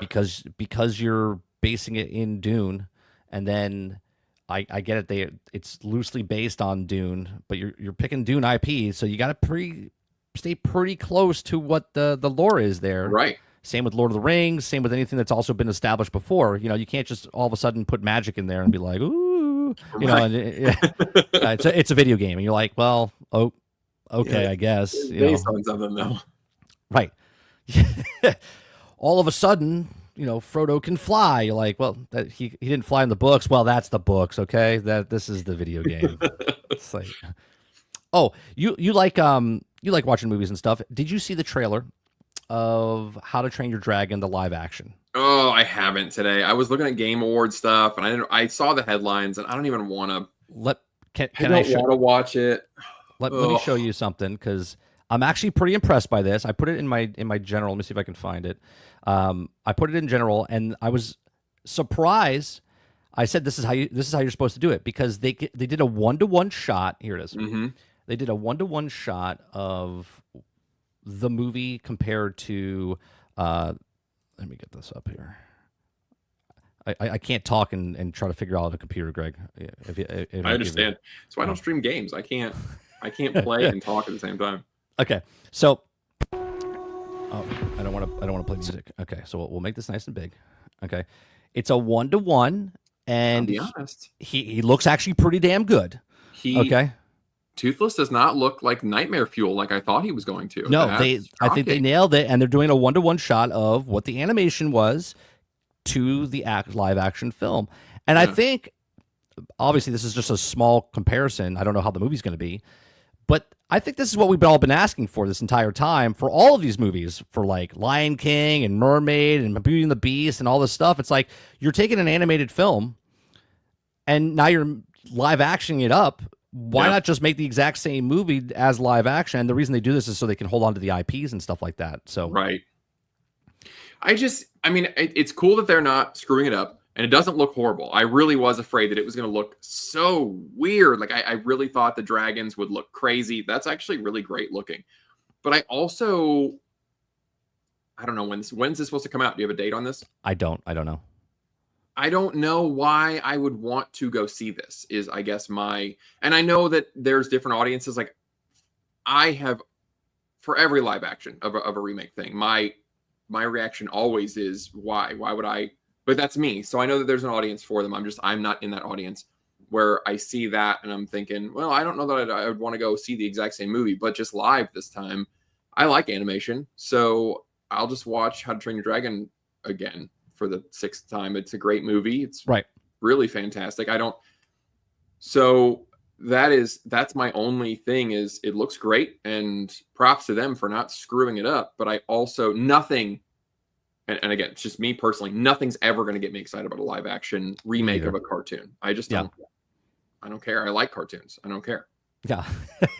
God damn it. I'm a 40-year-old man and I love cartoons. I do. I think that as a medium, you can do a lot of cool things with it. I don't know if you've been watching Arcane, but that is The first season I watched. I haven't watched. Is stunning. second season out? Is the second season out? 2/3 of it is. So they were releasing it in it's like the first season, it's 9 episodes, and each 3 episodes is kind of its own little small arc Okay. over the course of the season. And so the last 2 Saturdays, they've been releasing it on Saturdays, which is odd, but I'm loving it. And the final 3 episodes are going to come out this Saturday. And that is going to conclude the story in Piltover. I have heard they're going to keep making Arcane, but I guess the game has different locations. And so a lot of people are speculating that they said this is the end of this story, but I don't believe that it's the end of them making League of Legends television. I just think this is a 2-part story. That's it. Season 1, season 2. It's phenomenal. And there's a lot of things that you can do Season 1 was with amazing. animation that you just can't do with other things. It's a cool medium. And I think there's a weird prejudice against, everybody thinks cartoons are either anime or Hanna-Barbera Saturday morning cartoons. Yeah. And there's a lot of cool stuff that's being done. And I don't see the need to make everything live action, but that's just me personally. Some adults think that because it's a cartoon, it's like they'll brush it off like it's Fortnite. Right. You know what I mean? And yeah. I know there's a weird attitude about that stuff. And that's why I like to bring up Arcane a lot, because I'm like, it's a deep, the writing is pristine in this show. It's incredible. Yeah, I love season 1. 4 things at once. It's phenomenal. I'll probably watch it over the holiday break. So when we got Thanksgiving break, I'll probably catch up on the episodes. Second season is really good so far. Very action packed. Is it better than the first one so far? I can't say that. I think that you can't say that because you don't want to say that. Or you can't say that. I don't believe that it is. I think the first season was phenomenal, but then also part of it is like one of those perspective things of I've seen the first season a couple of times. It's so amazing. I know exactly what you're saying. Yeah. This is new. It's never going to live up to what I have in my mind about the first season. And right. So, but I can make a final decision once you had no expectations for season 1. Exactly. And now you have expectations for season 2 to try to triumph over season 1, and it could fall short. Yeah. I think that, but falling short of that is not saying that it's bad. I don't think it doesn't achieve the same level of season 1, but I also think that it's going really great so far. Like I'm absolutely loving it. Krebsy, what don't I know? Doesn't know. Yeah. Doesn't know what? There's a lot of things I don't know, but what are you specifically talking about that I don't know? Are you going to take your kids to see Minecraft? My son doesn't want to see it. Really? He's very upset about it. So this year, it's been very traumatic for him. Okay, because he's been playing Minecraft. It was his first video game ever he played. Okay, besides that and the Minions little run thing that it used to be on the iPad where you go left or right and they just dash or whatever. He's been playing since he was 3. He's 10. Okay, so he's been playing Minecraft since he's 3. And when the trailer came out, I was excited. I was like, "Oh, Minecraft the movie's coming out." Yeah. He came home and I was like, "Guess what came out today?" He's like, "What?" I was like, "The Minecraft movie came out." He's like, "Okay." He's like, "Can I see it?" I was like, "Sure." And I put it on and I stood behind him so he couldn't see my face, right? So he wouldn't see my face. And he watched it and he was dead silent. And then all of a sudden he said, "Why'd they do that?" And I'm like, I went, "Why did they do what?" Like I'm playing stupid, right? And he's like, why didn't they make it look like Minecraft? That's the best question. Yeah. I was like, "What do you mean? It looks like Minecraft." He's like, "No." And then he ran to his room, grabbed his iPad, went to the Mojang website, okay? Went down to the like there's like this picture of real people, okay, in a Photoshop type of thing of them going through like an actual Minecraft. He's like, "Why doesn't it look like that?" And I went, "That's a good question. It's a good question." Right? And then but 2 days later, someone created a new trailer, but in Minecraft, right? Did the trailer, but in Minecraft, and I showed it to him. He said, "That's what the movie needs to be. That's what it should look like." Yeah. And I said, "That's exactly right. It should look like that." So between that Minecraft and Microsoft Flight Sim, my son's had quite a beating. 2 strikes so far this year. I don't know. I don't know if they're going to do like a Sonic and they'll maybe fix it. Another trailer just came out and it doesn't look like they're going to do that. No, they're not. It looks like they're just going to drop it. And they're doubling down. I think a lot of projects are kind of getting that treatment where they're just like, well, we're in too deep and we're just going to let it go. We're going to launch it. And I think that's a mistake, but Yep. I was shocked. I showed my son the same thing. I thought, oh, they're going to love it because I saw these headlines and all these adults are like, this looks like crap. And I thought, yeah, I agree. It looks like crap, but I'm not the market. Let's be honest. Yeah, we're not the market. They're not going after us. They're going after our kids. And kids are going to see Minecraft and they're just going to eat it up and they won't care. And I predicted that my kids were just going to love it. Like, oh my God, Minecraft.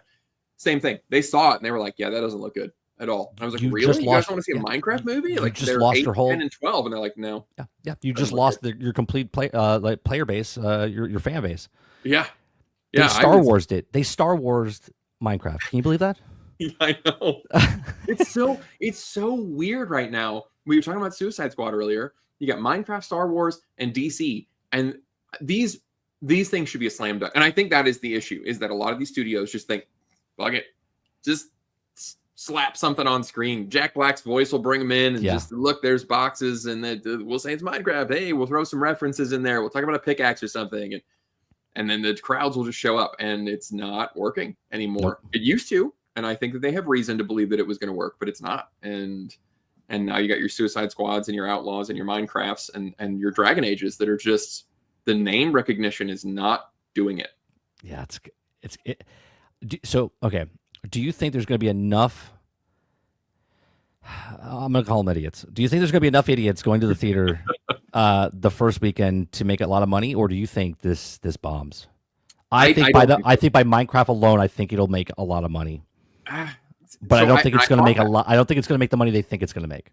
I thought that until I saw my kids' reaction. And I think, and now hearing yours, I think a lot of parents, if the kids see it, I don't think they're going to want to go. If the parents just say, hey, you want to go see a Minecraft movie? I think some kids are like, hell yeah, I want to see a Minecraft movie. But any kids that have seen the trailer, which is basically what kid is not on the internet seeing trailers at this point?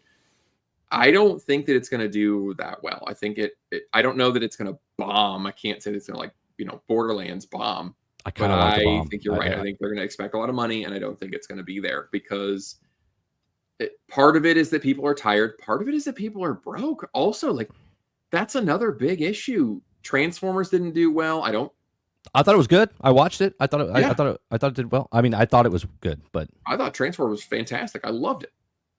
I don't know if Wild Robot made money or not. I don't remember seeing the numbers on that. No.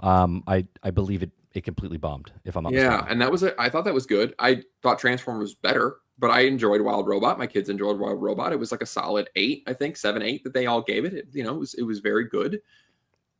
And you're seeing a lot of these movies that people just can't afford to go to something that is not excellent. And even if it is excellent, if they're not 100% sure that it's excellent, like Inside Out 2, I think Moana is going to do well.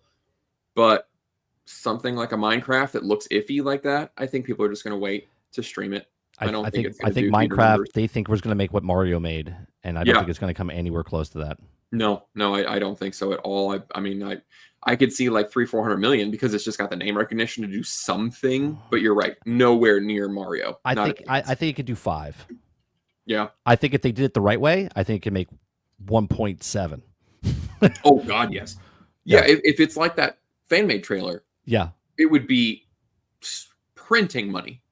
But they decided to just have Jack Black as Jack Black and just looking exhausted. Steve, no, you're not. Right.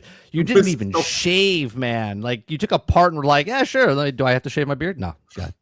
It was like he'd never read the line before, and it was like he started, I am, and there was somebody with a cue card in the back holding Steve. Like, there was no emotion. Oh God. Did you watch Jack Black at all when he was coming? It was during COVID when he was coming and playing YouTube, and he was on YouTube saying, "I'm going to play Minecraft," and then he never played Minecraft.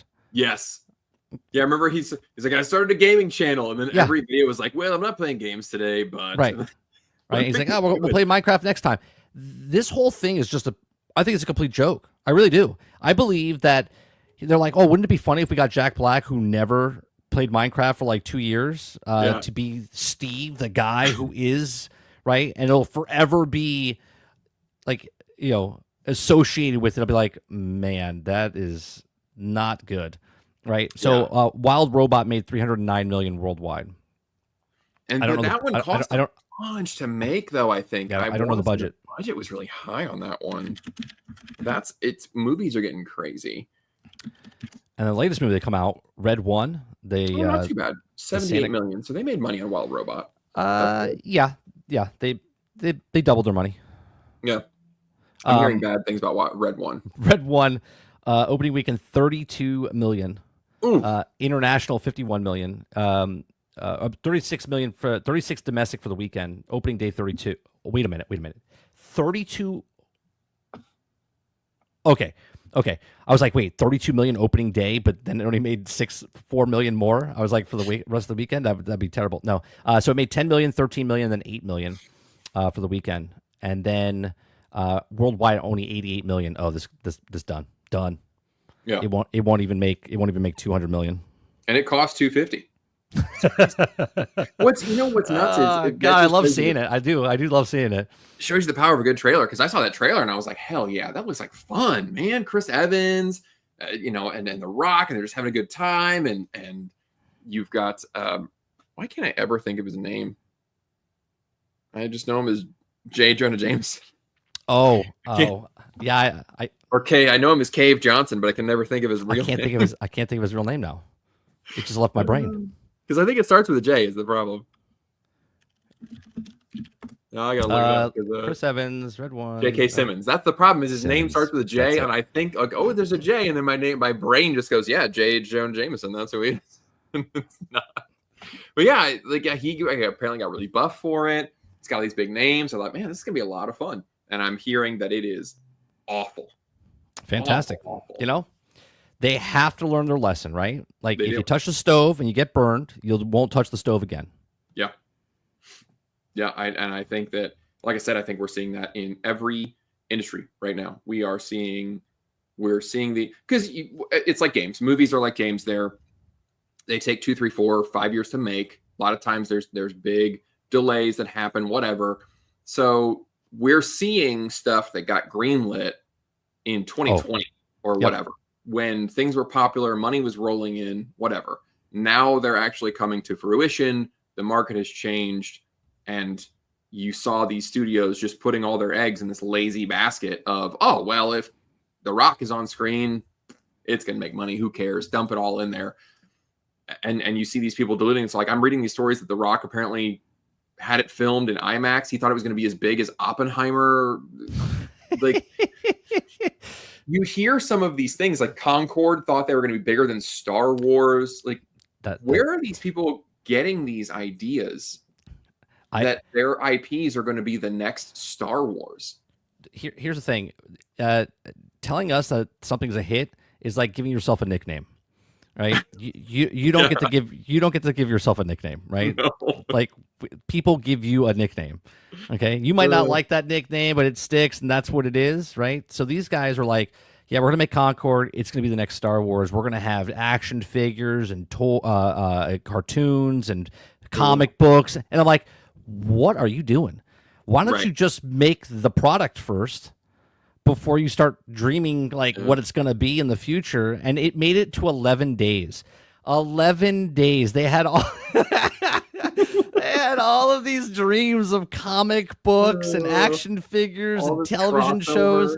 It made it 11 days and $400 million later. 697 players later. Like, that is insane. Okay. Did you play it? Did you play during the beta or anything at all? No. I'm not much of a hero shooter person, so I don't even know how to judge it. I saw videos of it and it looked like hero shooter, so I can't personally say, I can't pick out what it was about it that looked so terrible, but yeah, they had this whole multimedia explosion planned out, and it's just like, they put the kid on a motorcycle, not a bicycle with training wheels. They literally just threw him out there. Krebsy says, for the live action, this is what I didn't know before. For the live action, How to Train Your Dragon, rumor is that the plot is getting changed for some things. Is that quote things, Krebsy? Like things, casting decisions, filming issues, etc. See, I didn't follow it very much, so I'll have to do some research, make some phone calls, see if I have a buddy that can tell me what's going on behind the scenes, because I have a lot of connections in the film industry still, so I can see what's going on with that. Yeah, Dustin says it. Said it played like crap, and he said you could look up and see the skybox. Yeah, it's just I just don't get it. It looked like it played real slow. That was something that I noticed while like you look at the gameplay of X Defiant, or you look at the gameplay of the new Call of Duty, new Battlefield, or whatever the new one that just came out. Like a lot of these online shooters are fat. They're twitchy. It's Call of Duty. I watched someone play it yesterday. I couldn't watch them. It was too fast. Yeah, it was like Quake fast. Like you remember Quake? Did you ever play? Like Quake Arena. Oh my god, that was crazy. Yeah. But I was like 14 when Quake Arena was out, right. And I had the reflexes to just lock the fuck in and play Quake Arena and be great at it. I was amazing. I'm mouse and keyboard. I was amazing. Now almost 40. No, now your kids running around the room. And you're like, can you stand still for a second? I just want to. I would love to go back and see. To go back and watch some gameplay of like Halo 2, because I used to think that was fast, and I'm sure now looking back, it probably is not at all. See, you ever play Hell Let Loose? No, I haven't. Look up Hell Let Loose and look at the game speed for that. That's my game speed. That's my game speed. Nice and slow, methodical. Move up to a bush, someone's shooting at you. Move up 10 feet, stay there for a little bit. Then move up. It's like actual war, right? It's not Call of Duty where you're flopping backwards, just left, running right, through You should just see people doing this. I needed some clips of like X Defiant, so I just saw some game footage, and it was crazy. They were running around, and then these little spider robot things would just pop onto the screen suddenly, and it just it looked stressful, to be honest. So did you play the campaign at all for Call of Duty? No. Okay, so I've been playing the campaign. I played it 2 times on stream. I haven't finished it yet because it was fun, but it didn't capture me, right? I'd rather be playing Brighter Shores. There was a moment, because I've never played a Black Ops game. The last Call of Duty campaign I played was Modern Warfare 2, which is 2009, right? Yeah. I think that's when the last one came out. So I'm playing this game, and I didn't know there were zombies in it. Like there's this section. It was really cool. It was like a really cool section, but I was like, what? I was like, is this a horror game? Like, what is happening right now? Like, there was like these boss fights in this building that you had to find these like key cards, and then there was like these mannequins that were like freaking out. Like every time you didn't look at them, they would move. You would hear them move, and then you turn back on them, and they would like stand still. And then once you get the last thing, they all turn into zombies, and they all start chasing you and stuff. Like what's the one that they use fast paced World War Z type of stuff, and I was like, what the hell is this, chat? I was like, I'm not really vibing with this right now. I was like, I thought I was playing Call of Duty. I thought there was like a war, espionage. Like what? No, I was like, I'm not sure if this is not my speed. It's crazy how older games like that, it's weird to go back and see them updated. Like I said, I was playing Fortnite with my sons, and I remember when it was big years ago. I mean, it's still big, but it was the new thing, and so everybody was talking about it. Ninja was big and all that crap, and it was just Battle Royale. You went in and you played, and that was it. That was all. And that's why I didn't really like it, because I thought it was pretty boring. And now not this current season, which is weird. Like there's a lot of rappers, which is very strange. Like I don't think these kids know who half these guys are, but the last season we had a good time. It's morphed into a really fun game. And I never thought that I would say Fortnite was a fun game, but they were interesting little mid-season things. At one point, Dr. Doom showed up as a giant boss, and everybody in the whole world had to shoot him one Saturday. And they had like a week of a horde mode thing during Halloween, and they have these little mini events that pop up here and there with different loot. And now there's racing that's in it. Now there's a band thing, the racing. Yeah, I guess they put Fall Guys inside of Fortnite. Yeah, there's Lego games you can play. Yep. Like, it's a whole... Well, and I guess next month they're going to change the Battle Pass system. They're trying to get everybody to become the Crew, I think it is. Fortnite Crew is their subscription. Yeah. Because they're trying to offer, I think there's like 4 or 5 Battle Passes now. There's a Music Pass, there's a regular Battle Pass, there's a Lego Battle Pass, there's going to be an OG Battle Pass for the Battle Pass. Yeah. Yeah. And so I guess they want everybody to subscribe to the Crew thing. But yeah, they're Fortnite is creating their own little ecosystem where it's like 6 games in one game, and it's I had no idea that it was like that until I saw them playing it, and I more than just passing through the room like, oh yeah, I guess playing Fortnite, cool, whatever. I really stopped to look one day and I was like, wow, there's more here than I remember. And so they just added a Teenage Mutant Ninja Turtles edition inside that game where you can actually make the old school Teenage Mutant Ninja Turtles like, you know, Turtles in Time, like within Fortnite. Someone created a roguelike turtle game within Fortnite. Okay. So it's pretty crazy. I'm actually excited. Even though I'm on a hate-love relationship with Disney, right? Because I live in Orlando, so we go to Disney all the time, right? And this is our last year for our annual passes because we're kids getting older, so we might go to Universal because they have Mario World and Nintendo World that's opening up and stuff next year. The new park, the new park opens up in 20 next or something. Yeah, it's Epic Universe is what it's called. Yeah, that sounds cool. So there's like a Nintendo World and a bunch of other stuff that they're doing there. So we might move over to there, but. The deal that they signed with Epic with Fortnite of having their whole universe that they're building, I don't know what it is, but in that picture you saw like Star Wars Land and like Marvel World and all this other stuff, and I'm like, what's that gonna be? Like, is it like can it be like an MMO? Can it be like you know what I mean? Like you can make so many games within the game. Like I always talk to Sarge on GXG, we talk about making a Battlefield game with like G.I. Joe, right? Can you imagine like just creating your own G.I. Joe guys within Fortnite with the skins, and then all of a sudden you have that game inside? Like you can make Battlefront 3 if you really wanted to within Fortnite because they have all the Star Wars characters inside there, right? Yeah. So it's very crazy what they're doing with that. And the reason they have so many games inside of Fortnite is because they don't want you to go to any other game. Right. Oh yeah, they want to keep it. I mean, and what's weird is that Epic they have the infrastructure and the size that they could make Fortnite they could make it its own platform. They could make it its own. To it's like Roblox. It's like Minecraft. Yeah. And if they start paying creators to create games inside of it, like to incentivize it somehow that they could share in the revenue, yeah, you'll see people making Battlefield 3. You'll see people making these fully fleshed out games inside of it, so long as they're incentivized somehow. And it'll be like a super app or whatever it is they have over in China where. People will slowly like me, they'll be confused at first, like, wait, I thought this was just the game where it was you and 100 people, and then now you come to find out, oh no, it's so much more. It's every game you could ever want. It's all just right there in the one platform. It's kind of wild. My son said, Snoop Dogg's in the game. I'm like, do you even know who Snoop Dogg is? He's like, yeah, he's the guy that sings the da da da da da. And I'm like, that's pretty good. Yeah, that's exactly what it is. It's like, weird that he's crip walking. Like, it's one of the emotes is he's crip walking. I'm like, why is this? Why is this here? What is happening? Yeah, I think they're gonna make Fortnite into a metaverse. I really do. They're gonna make it into. You ever play Second Life or ever heard of Second Life? Yes. That's I think what they're doing. I think they're Second Life in it. What Second Life was back in the early 2000s, late 2010s or early 2000s. I think that's what they're trying to do with Fortnite. I think that you'll be able to go to a shop inside the game. You'll be able to buy a pair of sneakers. They just added sneakers in the game, right? I don't know why. I don't know what they do or anything.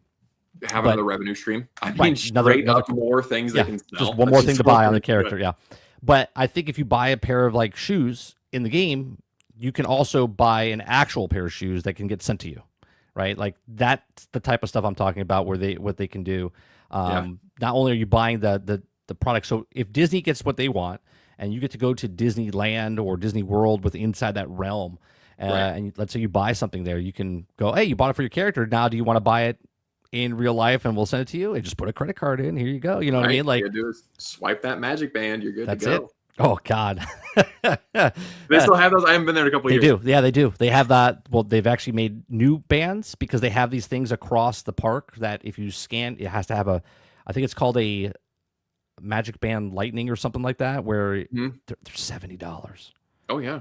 Just the bracelet, $70. Okay. Where you go up to a statue or a mirror and you scan it, then you interact with it and stuff. It's pretty cool, but not $70 cool. Right. I don't know that I can go to Disney anymore. Like, you can't. It's just getting wild. They have a new Fast Pass line, Greg. That's $400 per person. I know. And it's And if you're the How many kids do you have? 6. So there's no, Yeah. I'm not doing that. There's no chance of me going there. We all went to Universal 4 years ago. No. Yeah. How old's my daughter? 5 years ago. So we went to Universal, and yeah, it was pricey back then. Yeah. And we went over to Disney for one night for Halloween, and it was like $1,000 just for that night. Oh yeah, for the Disney's Halloween crazy. spooktacular. Yeah.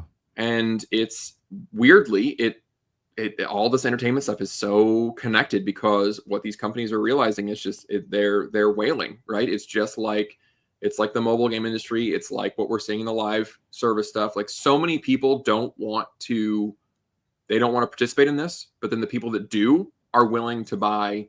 It's a couple that are willing to buy these fast passes, and that's $900 for the two of them, plus their tickets, plus food. $1,000. Yeah. For two people, they're thinking, well, we're going to go for one day, we're going to get the most out of it, whatever. And Disney is going to make more off of those two people than they will off of a family of 4, 6, 8, whatever. Yeah. So that's what they're going for. It's fewer people on the ride, but more money per capita. Yeah. Hell yeah. They basically took what the Galaxy's hotel was that failed miserably, where they wanted $5,000 for like one night, 2 nights, whatever it was. And they're like, oh, how do we make this back? Because that's closed. That's literally just an empty building right now. Yeah. So like, how do they make this back? Well, why don't we charge $400 per person to get into things that we already have, the lines. Oh, that was another one. Disney is, I'm with you. I'm in a real love-hate relationship with that company, because they have old stuff that I love, and there are a few things they do that I'm still really happy about. But then there's stuff like the new Star Wars that they won't admit defeat on new Star Wars. That was the thing with the Galaxy Express Cruise Intergalactic, whatever the hell. It was like a 4 Galactic Star Cruiser. Yeah. They were like, no. We're not going to have the cantina. We're not going to have the classic locations that you're used to. We're going to have our trilogy. That's what the people want. And it's like, no, they don't. They don't want that. But Disney's too prideful to let go of it. Like, they own everything. They own all of Lucas. They bought all of it, extended universe, everything. But they don't care about any of that. They only want to promote their original stuff. And what was really funny though, if you go look at the store, go to the toy stores, you cannot find a new character. They're all legacy characters. Yeah. They've all put Darth Vader, Luke Skywalker. They put them all back on the shelves because the other stuff wasn't selling. Somebody pointed out to me in one of my videos that I didn't even know this or didn't notice it, but I guess Lego gets early rights to see shows and movies and all that. And I didn't even realize it, but there were no Lego Acolyte anything. No. And that's because Lego got to screen it. And Lego was like, nah, we're not gonna make any Lego sets for this. Like, it's not gonna sell. And yeah, the merch speaks. Nobody wants this stuff. Well, it's funny because that one thing you bought at Costco in one of your videos that you held up, you're like you could take the X-Wing and make it into the TIE Fighter. You're like, why would you do that? And I went, oh, he got the Lego set from because they made an animated series. I don't know if you know this. They made an animated series. No. It was like a what if Lego animated thing where like Darth Jar Jar was in the thing, and so they mix match the pieces, so you could have a TIE Fighter with X-Wing wings and an X-Wing with TIE Fighter wings. And I was like, oh my god! I was like, I didn't know they made that for. Yeah, I didn't either. Why would you want that? Yeah, but they did. They made a special. It was like an hour and a half or something like that, and it was a movie of these two little farm boys, that one was force sensitive and his brother wasn't, but then it went into this like multiverse, and then he got trained by Rey, and I was just like, what is happening with this whole thing? Yeah. It's not our Star Wars anymore. No, but the nostalgia still kicks in. I still want to watch. Like, are you gonna watch Skeleton Crew? I know I asked you in Discord. I don't know. I don't think so. I'm not personally that interested. It doesn't look that interesting. I might catch it, and I don't. To me, it looks like Goonies of Star Wars. Yeah, that's what everybody's calling it, and I don't think it looks like fun. And from the last several shows that I have watched, I haven't watched all of the new Star Wars shows. I still haven't caught, to my shame, I haven't caught Andor. I didn't watch Obi-Wan. I haven't watched Andor. No. I don't watch Obi-Wan. Half of Ahsoka. I did watch Mandalorian season 3. Like, all of their shows lately have been so slow. So what I expect from Star Wars Goonies is that whatever 2-3 episodes they drop should be one episode, but they'll have stretched it out to 2 or 3 episodes, and I foresee it being slow paced like everything else has been. And as far as, you know, the business side of things, I don't think that me watching it and talking about, I don't think anybody cares enough to watch me talk about it. That's how sad it is out there right now, that I don't even want to watch this show because I don't think my audience cares to even talk about it. I think how did your Acolyte stuff go? I just watched your hour and a half, the extended edition. I just watched the other day that you came out with. The Headland Saga? The Headland Saga, yeah. God, that's eating up my whole life. But I think everybody loves a good villain. And so and also just the morbid, like the weird stuff she says, I think that is a draw that people are like, what? Like every new thing. That's why I made the videos, because every new interview I read, I was like, what the fuck? What the fuck? What the fuck? Like, she's constant. Yeah. And so I think that, you know, there's that draw, but I don't know. I don't plan on watching it. I don't think I'm gonna have time to make videos on it, but I don't know. Are you gonna watch it, or is your son interested in it at all? Well, he's not interested in it, but he heard of it, but he's like, he doesn't really care. Right. The reason I contacted you, I was like, maybe if you watch it and I watch it, maybe we could talk about it back and forth. But I was like, I don't know if I want to invest that much time into it. That's the problem, is there are certain things that, and Marvel is getting to be the same way, that Agatha came out, and that show was one of those things that just nobody cared. It's the best show out there, Greg. That's what they said. They said it's the greatest Marvel show to date. It's painfully average. I mean, and that's the other thing too, is I really can't say that it was a shit show. Like, that would be dishonest to be like, oh, it was garbage. Like, Rings of Power is terrible. Agatha was very all right. You know, it's fine, I guess. It's the way to pass time. You won't hate yourself for watching it, but you won't leave thinking, man, that was a great use of my time either. It's just going to be just another show that you consume and move on and forget about. Like, I can't remember half of what happened, and I watched 4 episodes of it.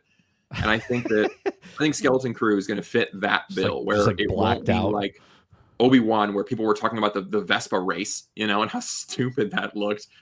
But it won't be good enough to be excited about, but it won't be bad enough to crap on. It'll just be a thing that happens. And that to me is wild. That Star Wars, the fucking Star Wars, is at a place where you're like, oh, there's a show. Oh, yeah, okay, there's a show, I guess. I don't know. I'll maybe catch it. Maybe I won't. I don't care. I'm not even mad at it. That's shocking to me that Star Wars is in that place right now. When I was a kid, did you ever see the Ewoks? The Adventures of Ewoks? No. Okay, when I was a kid, I was like, that's awesome, right? Obviously, it's a terrible show, right? Don't look it up. It's terrible. But not as bad as Obi-Wan. Not as bad as Boba Fett. Not as bad as what they've come out with the Acolyte. Like, it was bad back in the 80s, but that was the 80s. Like, these are shows that came out in 2022, 2023, and they're just miserable. Don't watch Obi-Wan. Obi-Wan, let me break it down for you. Princess Leia runs around like a little, and no one can catch her. She's an 8-year-old, and they can't catch her. Adults can't catch her. I saw the foot race. Yeah, and then Obi-Wan kills a bunch of guys at a gate, and then has to shoot the gate to open up the gate, even though he could just walk around the gate. He could just literally walk around the gate. You could see it, like, why didn't he just walk around the gate? No, he had to shoot it. It was so stupid. That's the synopsis. That's all you need to hear. I saw the clips of him walking out with her under his coat, which just looked so bad. These are moments that you're just like, what the were they thinking? Yeah, you're like, how did that get in there? Or like I didn't notice it till I was editing the one of the Acolyte videos. I never actually said it in any of the videos, but I caught it later during watching the footage, where the girl's in the room and it's on fire, and there's a stool in the middle of the room, and as she's running, she just like throws the stool to the side, and it's like, for what? Just because it looks like she's angry. Really like, she's angry. Things. It's on fire. It doesn't throw this. Like, what? Why don't you use your magic ability to put the fire out? It's just a while. Like, I could expect it from other properties, but I don't know. Star Wars used to be this prestige name, and it's very strange that this is where we're at. Or Lucasfilm in general, like the new Indiana Jones game is out, and it's just everybody's like, oh, okay, that's happening, I guess. You launched that game 20 years ago, would have been a smash hit. Yeah. You launch it right now, you're like, yeah, I'll play it. I guess it's on Game Pass. Yeah, it's we're in a weird perfect storm where you've got these properties that have been mismanaged and the quality is bad, and you've got people that are broke, so they just can't be taking risks on buying whatever, hoping that it's just for the name brand, Right. And you've had a pattern of laziness that has been happening, a pattern of low quality, kind of an oversaturation of the market. The last half of this year has been really, when you step back and look at it, it has been truly shocking to see all of these cards just fall apart. All of these massive properties, all of these big studios, these big game layoffs, these closures of studios, these failing, flopping movies, hundreds of millions of dollars getting burnt. Like, this year it's been pretty wild to watch. And I know earlier you were saying, like, good. And I completely agree with you. Yep. If you're going to feed us crap, then this is what you get, But it's been a pretty wild year to see all of this. Finally, everybody's hitting the brakes. The consumers are finally done with it, and I'm thrilled. The last thing I want to talk about real fast, and I know we're getting to the end here, the DLC that was for the Game Awards. We skipped over the Game Awards completely, but it's all right. Yeah, we need to talk about it. Well, that's good. We're gonna stream it, right? We're gonna. Yeah. You'll be on, and we'll talk about it. The DLC. What do you think about DLCs? Do you think they should have been nominated for categories? I don't. I think that there should be a category for DLC, but I don't. They're not games. And I think that just by definition, they are not, even though sometimes they are the size of games. I mean, Elden Ring, Shadow of the Erdtree is the size of a lot of other games. It's the quality of a lot of other games. The Witcher 3, both DLCs were the size and quality, exceeded the size and quality of most other AAA games by themselves. Blood and Wine was incredible. But it's still not a game. It's an expansion. But you can't play the game unless you have the game. Exactly. Yeah. I would love to see a separate category. And I think that's what it should be. One of the notes that I had was, like, I think some of these categories are great. Like, you should put things in their own place where you can celebrate them. A lot of people are complaining about the category of the social impact category or whatever. I think that's lovely. I love that category, because then all of those games that are there just to make a statement, they have their own spot. Right. And everyone's calling it the woke award, which is fine. Like, and everybody that cares about that, and all the judges, they can then say, like, look, I care, I nominated it, here it is. And then those don't make it into, like, game of the year, or they don't bleed over into categories that anybody cares about. So they're their own little spot.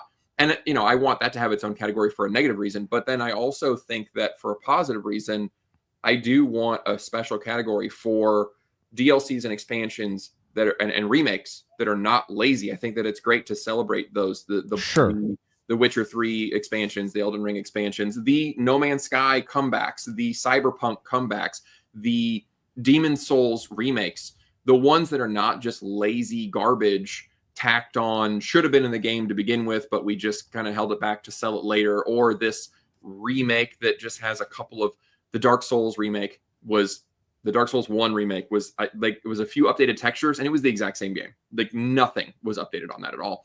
And that stuff's lazy, and that should be called out. And then I would love to see its own category to celebrate the people that go above and beyond, to really give you extra real game that adds to the original game. But no, they shouldn't. They're not games. Yeah, I always think it's so weird that in 2024, all these people, there's 17,000 games that came out this year. 17,000 games. And you're picking a DLC, a remake, and it's 300. Yeah. Yeah. I mean, half the game of the year is. I know people. I know people defend Final Fantasy Rebirth. They're like, it's not a remake. It's a brand new story of that. But I'm like, then why not change the name? Right, and that's why I didn't buy that one. I played Final Fantasy VII, the first remake, and it was all right. I had a good time, but I still have Final Fantasy. 14-year-old me still has Final Fantasy VII. I'm locked into that. That's my number one game forever, because I was that age, and it is what it is. The new one I thought was okay, but I wasn't in love with it. I didn't even buy Rebirth. But I agree with you. I think just call it a new remakes, remasters, and DLCs. I think they're great, but put them in a separate category.